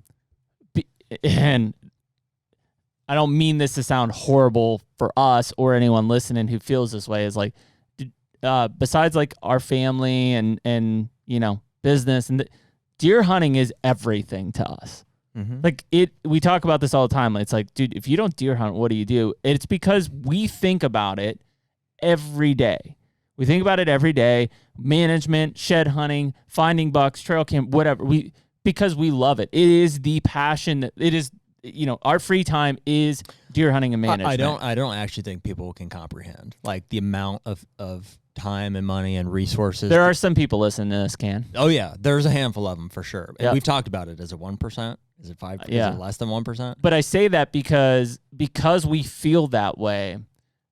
The ability to purchase land for hunting exclusively to us, call it selfish or not, is a major, major goal in my life.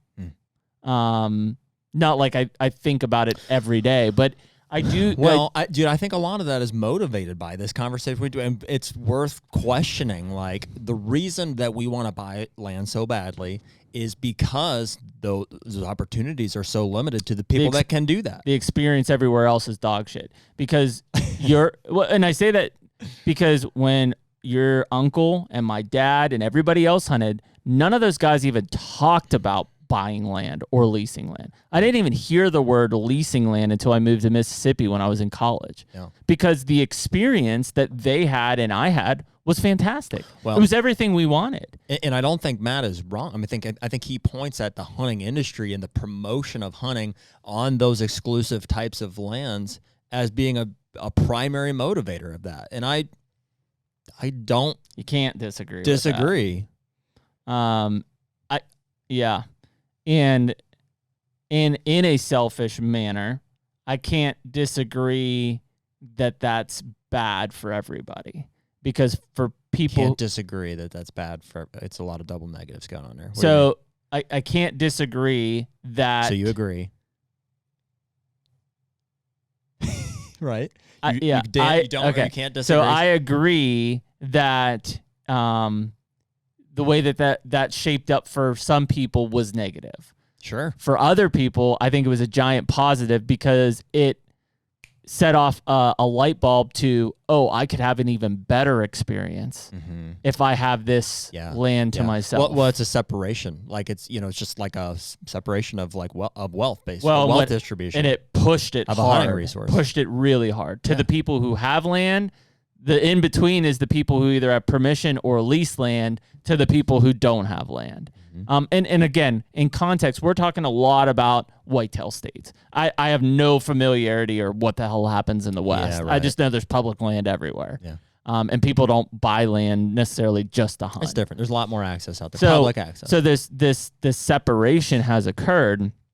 And yes, the top is absolutely benefiting more from the experience of, privatization, exclusivity, but you also have a lot of people in the bottom, and for me, it's a bad experience. I don't like it, but there's a lot of people that love the challenge of public land. I mean, they'll tell you about it. The first thing they say to you is like, "Hey, I'm Jared. I'm a public land hunter." I think that's out of necessity. I okay. I really do. It's like yes, but again, they just aren't the same thing. It's maybe like, it's denial. Are you really going to tell me that and there are guys that will ride it until they die, and great. If that is the reality, then I'm happy that is the way for you, because that's what you got. Yeah.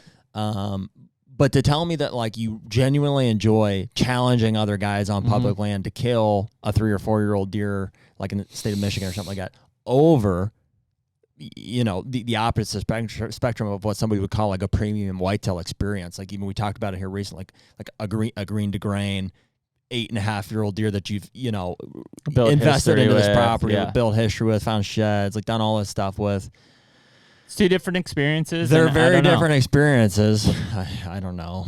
Yeah, and so why I also say that is that I do, and it sounds counter. I do disagree that the people with that exclusive access is a pure rich man's game. There's a lot of ways to have land, inheriting it. There are still plenty of access, like permission pieces, friends, family type 100%. stuff.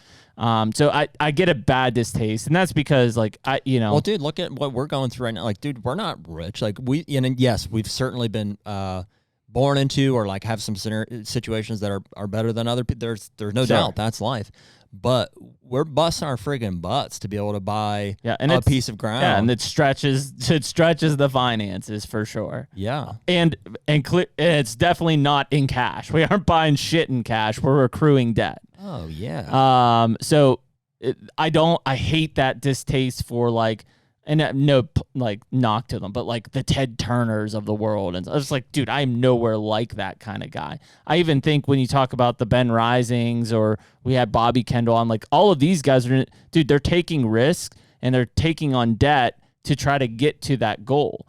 You may not want to do it, but don't knock them for being a rich guy, because they surely aren't. They're just willing to take a risk, and if it fails, they may be screwed. I mean, that's just the reality. I don't know like where this went wrong, or like what the hunting industry kind of had to do with that. I think that was a lot of what our conversation was about. But the reality is that like the as far as deer hunting, which is like by far and away there's the most amount of deer hunters more than anybody. As far as deer hunting goes, the best opportunities are on private land, and the way to get access to those is to buy them, or to pay for them somehow. That is the way that it is now. Yeah, man. The private land experience, is it's a hard thing to put a finger on. It's always existed, right? There's not been. Let me see how to say this. It's late. There hasn't not. Yeah. There hasn't been less private land than there is today, right? Private land is dwindling from a hunting side. Yeah. Public access to private land, you mean? Public access has been dwindling, but no, I'm just saying private land in general. There's less private land available today than there was 20 years ago, right? From urban sprawl and subdivisions and whatever else, right? Okay. There's less private land for deer hunting today than there was private land. 20 years ago. So this gravitation to private land, yes, there's already access being taken away because there's less private land. This kind of migration to it from a hunting standpoint, I do think that in a way it is industry driven from content that you all of a sudden start to see in Iowa, and these guys are hunting these big farms. But I also think that this, I think that, I don't know if I want to say we were lied to. I feel really blinded by the fact that we may have been told that hunting numbers were just in the tank, and we got to get hunters in here, and that was bullshit, and it created a feeding frenzy on private land, because all of a sudden the places that we did hunt before were gone or were saturated, and that automatically I can agree with that. Created this feeding frenzy to lease, because it was like, oh my God, I don't want that anymore. We have to secure something now. Well, not only that, but like, what Matt said about, and this is not to point at any one like manufacturer, like who knows, the intention or sure. The situations that people get into with running companies and stuff. Yeah, I mean, listen, I run a company in the industry. It's not like I have a shitload of extra dollars to throw towards access. I just don't. Well, what I'm going to say though is like in regards to, Matt talked about the donations, right, to the conservation groups. And it's, he said it pretty bluntly, like, it's not conservation dollars, that's marketing dollars. That's going out, he's not wrong. To bring people. I mean, dude, that's all of the most financially successful companies in all of time, especially in the United States, have gone out and created a need. Maybe one existed initially, but to grow, created more of a need. I mean, I don't know, dude. Like, it's a conspiracy theory or whatever. But like, run down the list of like big pharma being like sure above and beyond. It's like this drug creates a problem for this one, creates a problem for this one, yeah, and on and on. I mean, you can look at any industry. Yeah, it's a ladder. There's a necessity to continue to make people want or need to buy your products. Mm-hmm. And, that could be misconstrued through a good thing, like the promotion of hunting. Like, nobody's going to say, I mean, Matt might, but we're not going to say that that's a bad thing inherently. It's not. Sure. But it is a part of, and it may be paid for or motivated by the need to sell more product, money. Yeah. And when you bring those people in, there's nowhere for them to go. And the existing people are having a worse experience because of it. And I think that's an important thing that was, at least the conversation was brought to light by today's conversation, is the realization that the motivation for a lot of that stuff, even though the people doing the promoting themselves may be well-intentioned, mm-hmm. is ultimately hurting your access. Yeah. Yeah, the one thing that we didn't cover, I tried to touch on it, but I applied it to the western side, which sucks because I don't know anything about that. The one thing that we didn't cover is, and we're in that group as long a lot of people is, and it's not necessarily the conservation, like how does this deer get conservation dollars, but the private landowner spends billions of dollars creating better habitat for all types of game and non-game species inadvertently. Sure. Whether it's food plots or timber stand improvements or whatever it is. It is an immense amount of enhanced habitat that, if in Matt's case, would say, hey, just do nothing and this deer will be fine. Maybe, but by doing all of this on my private land, there's a lot of deer and a lot of turkeys and a lot of songbirds and butterflies and everything else. For the sake of the argument, that's also driven by the hunting industry. Which I think is a good thing. It's we're not. You and I are not anti-hunting industry. I think we are hunting industry. Exactly. Yeah. I mean, in some sense of the word, but it's like I do agree that I think that there could be, and I said it to Matt on the podcast. Dude, maybe some of these people would help you, but you can't shit talk them. Right. Like, I'm not gonna. If you're telling me as the manufacturer that I'm a piece of shit, and then at the same time you're saying, maybe not the best. And I know that's not. I know that's just him getting fired up over it. But you can't expect that, right? And so I guarantee if you sat down and had a good conversation with a Sitka or whoever, and you said, hey, listen, here's what we're trying to do. How can Sitka help us provide more access to hunters? Like, this fund is for that. No different than going to the state legislatures or whoever to say, hey, we want 0.1% on sales tax, 0.1%. Yeah. And it will generate a massive amount of opportunity for hunters who spend billions of dollars every year. I think it's a change in mindset. Like, it's hard to say this confidently without all of the data laid out for you. But like, it seems up until this point, Matt's frustration in our conversation today was around manufacturers promoting, the highest quality experience, which only comes in the case of whitetail hunting by purchasing, this land, and eventually exclusive access, and eventually people run out of access. And it seems like it would be a better, like, and even a time now to pivot to where it's like, it would be a more sustainable, better for all situation, hunters and manufacturers and content producers, if somehow that vicious cycle of like jacking up the prices of this was put back into paying private landowners for public access on their lands. Yes. Yeah. Well, and again, just preserving it, that also will in turn also preserve a lot of habitat for wildlife that is 100%. Fading quickly. 100%. Yeah, it's an interesting take on it. And obviously, out of everyone, the industry people, the manufacturers absolutely don't want hunters to bail out. That's their customers. They lose customers, they lose money. And so, yeah, it's a weird thing when you start to look at it. I do think that the one, there's other things we agree. The one thing I'm 100% on board with Matt on is the fact that as existing hunters, we are not the priority. We're not the priority. The priority is the people who quit hunting to come back in, or the people who have never hunted to come in. Us who are the stronghold, we're the wall, are forgotten. Oh, they're already hunters. Who gives a shit? What do they need? If you look at the R3 program, depicted as the enemy. I mean, dude, look, a crossbow lobbyist would say to us, like, these guys are terrible. Like, they hate, they don't want hunters. They don't want new hunters. They don't want these people who can't shoot a vertical bow to what? Mm-hmm. But if you look at the money, I bet there's a lot of money going to reactivation and a lot of money going to recruitment and a little money going to the retention. Access. Little. Retention comes from access. That's us. We're the existing people, and we're forgotten. That's it, man. And right now, the only way you get access is by paying for it, and I don't think anybody wants that. No. But again, you can't blame the landowner for taking lease money or whatever, or the individual for buying it, or the content because the alternative for content about it is not a good experience. And that's where we have circled the opportunity and experience thing. It's become kind of a core piece of our podcast.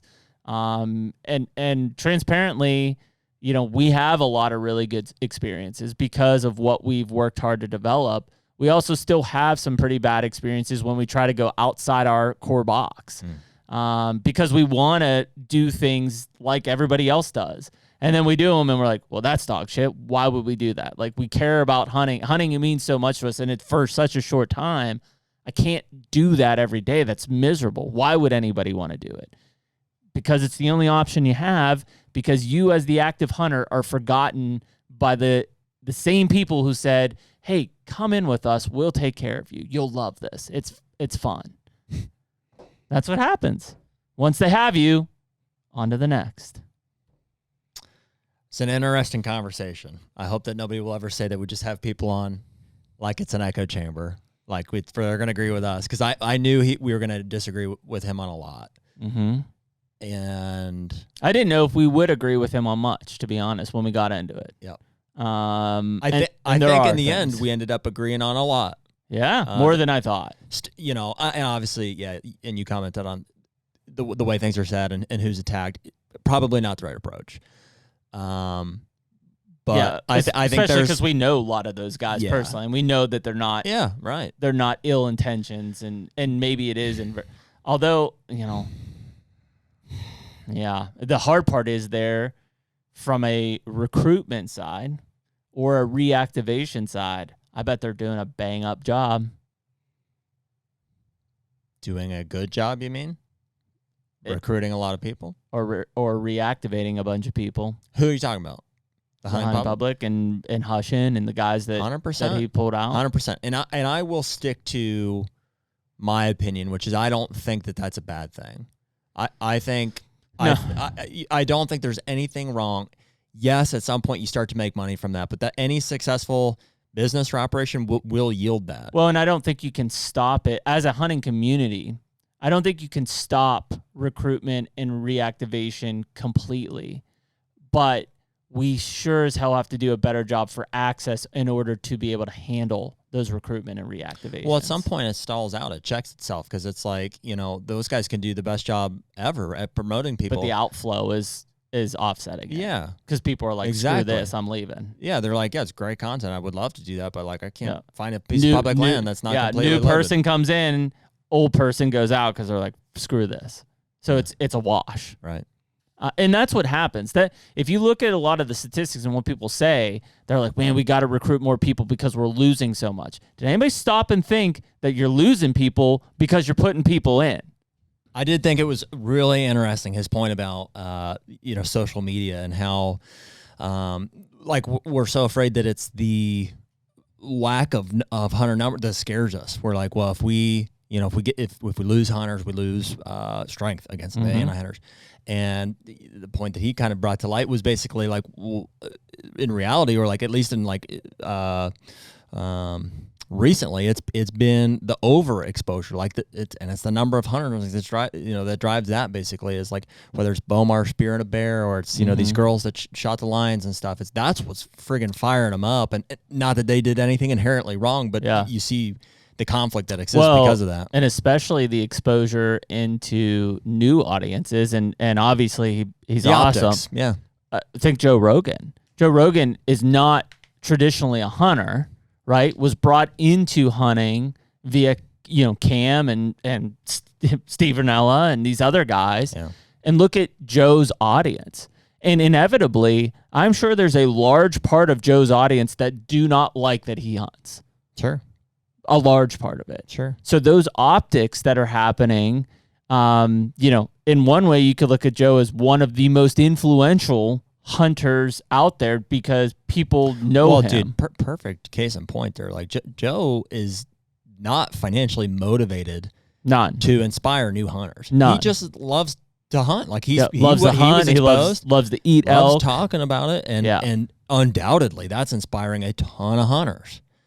And so there's a perfect example of good intent, but because of the access that exists for it, possibly a negative effect.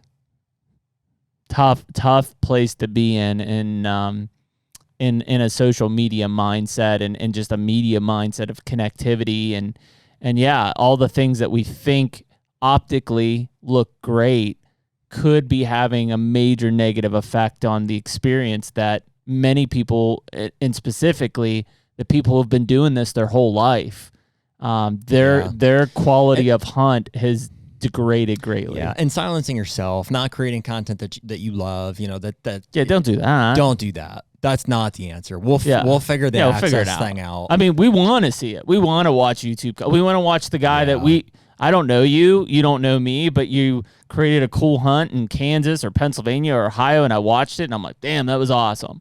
Like, we want that. That is not, Matt really hung on that as being a bad thing, and I do not think it is. I think it's great that you're sharing those hunts and experiences. And I wouldn't, and no offense, I wouldn't go as far as saying that those people are instilling a whole new generation of hunters or anything like that. I think ultimately, though, it's the fact that, does it not seem like the hunting industry is just a lot bigger than it was 20 years ago, 15 years ago? Like, it just feels bigger. And what's so weird about that is because it feels bigger, shouldn't there be much more given back to like the access and the availability of hunting? It does feel bigger, but in a lot of ways it feels a lot smaller. Yeah. But the same is true, like the amount of dollars that are coming in. And does the hunting feel smaller? Because the industry has to be bigger. Well, I guess like when I talk about that, like when we go to ATA, it's like it's dead. Yeah, but I don't think that's because the companies are dead. I just don't think they go. I just don't think they go to ATA. Yeah, and that may be true. I think the companies still exist. The big players are there, right? And they're thriving. They're just not at that show, right? But compared to 20 years ago when there was like a couple camo companies, a couple bow companies, sure, a trail camera or two companies. Sure. Like there's way more beef here now. And yet hunter numbers in theory are less than they were, and yet they're struggling even more to have a good experience. Yeah. It's a strange kind of turn of events, and it's we're bleeding out there. But it's just baby steps and man, it just seems like, we're obviously for it, and I don't know where the opposition would come from, but the fact that it's like a penny for every $8 on a tax could go to conservation and generate $130 million a year. Okay, Sarah. What? Sarah McLaughlin. A penny a dollar, a penny a day. Is that ASPCA? Something like that. But no, you're not wrong, dude. It's like it seems like a big enough issue that like, I'd be willing to put money towards that. I don't know how. Of all the taxes that are included in that sales tax thing, like at least that's the one thing I'm like, damn, I'd be pretty happy about that. The rest of them, it's like, what's this for? They're 33 cents for this, 5 cents for this. Like, where's that money go? Who the hell knows? Yeah. Well, and frankly, I think that would motivate people just as much. Like if I knew that I could go and spend money on something and a portion of it was going to get dedicated to opening back up private lands for me and for anybody, it's like I could see that being appealing. Yeah, I think it would really be a big piece. I think it's also, we've had the question for a long time of how do we get the non-consumptive users to commit dollars to conservation, because we all enjoy the benefits of, cleaner air or waters, whatever it might be, right? How do you get those people to commit when they're non-consumptive, right? They don't necessarily use it for a consumptive manner via sales tax. Yeah. So anyways, I'm sure everybody's going to yell at me for lobbying for higher taxes. Great. I don't know. What political party usually does higher taxes? I don't know, dude, anymore. Who knows? I'm going to say Democrats, but I could be wrong. Sounds right. We'll blame them. Bigger government makes more money. Yeah, higher taxes. Higher taxes. That sounds right. We're not them. Anyways, we appreciate you listening to this episode number 136 with Matt Rinella, and we will see you next time. Later. Take me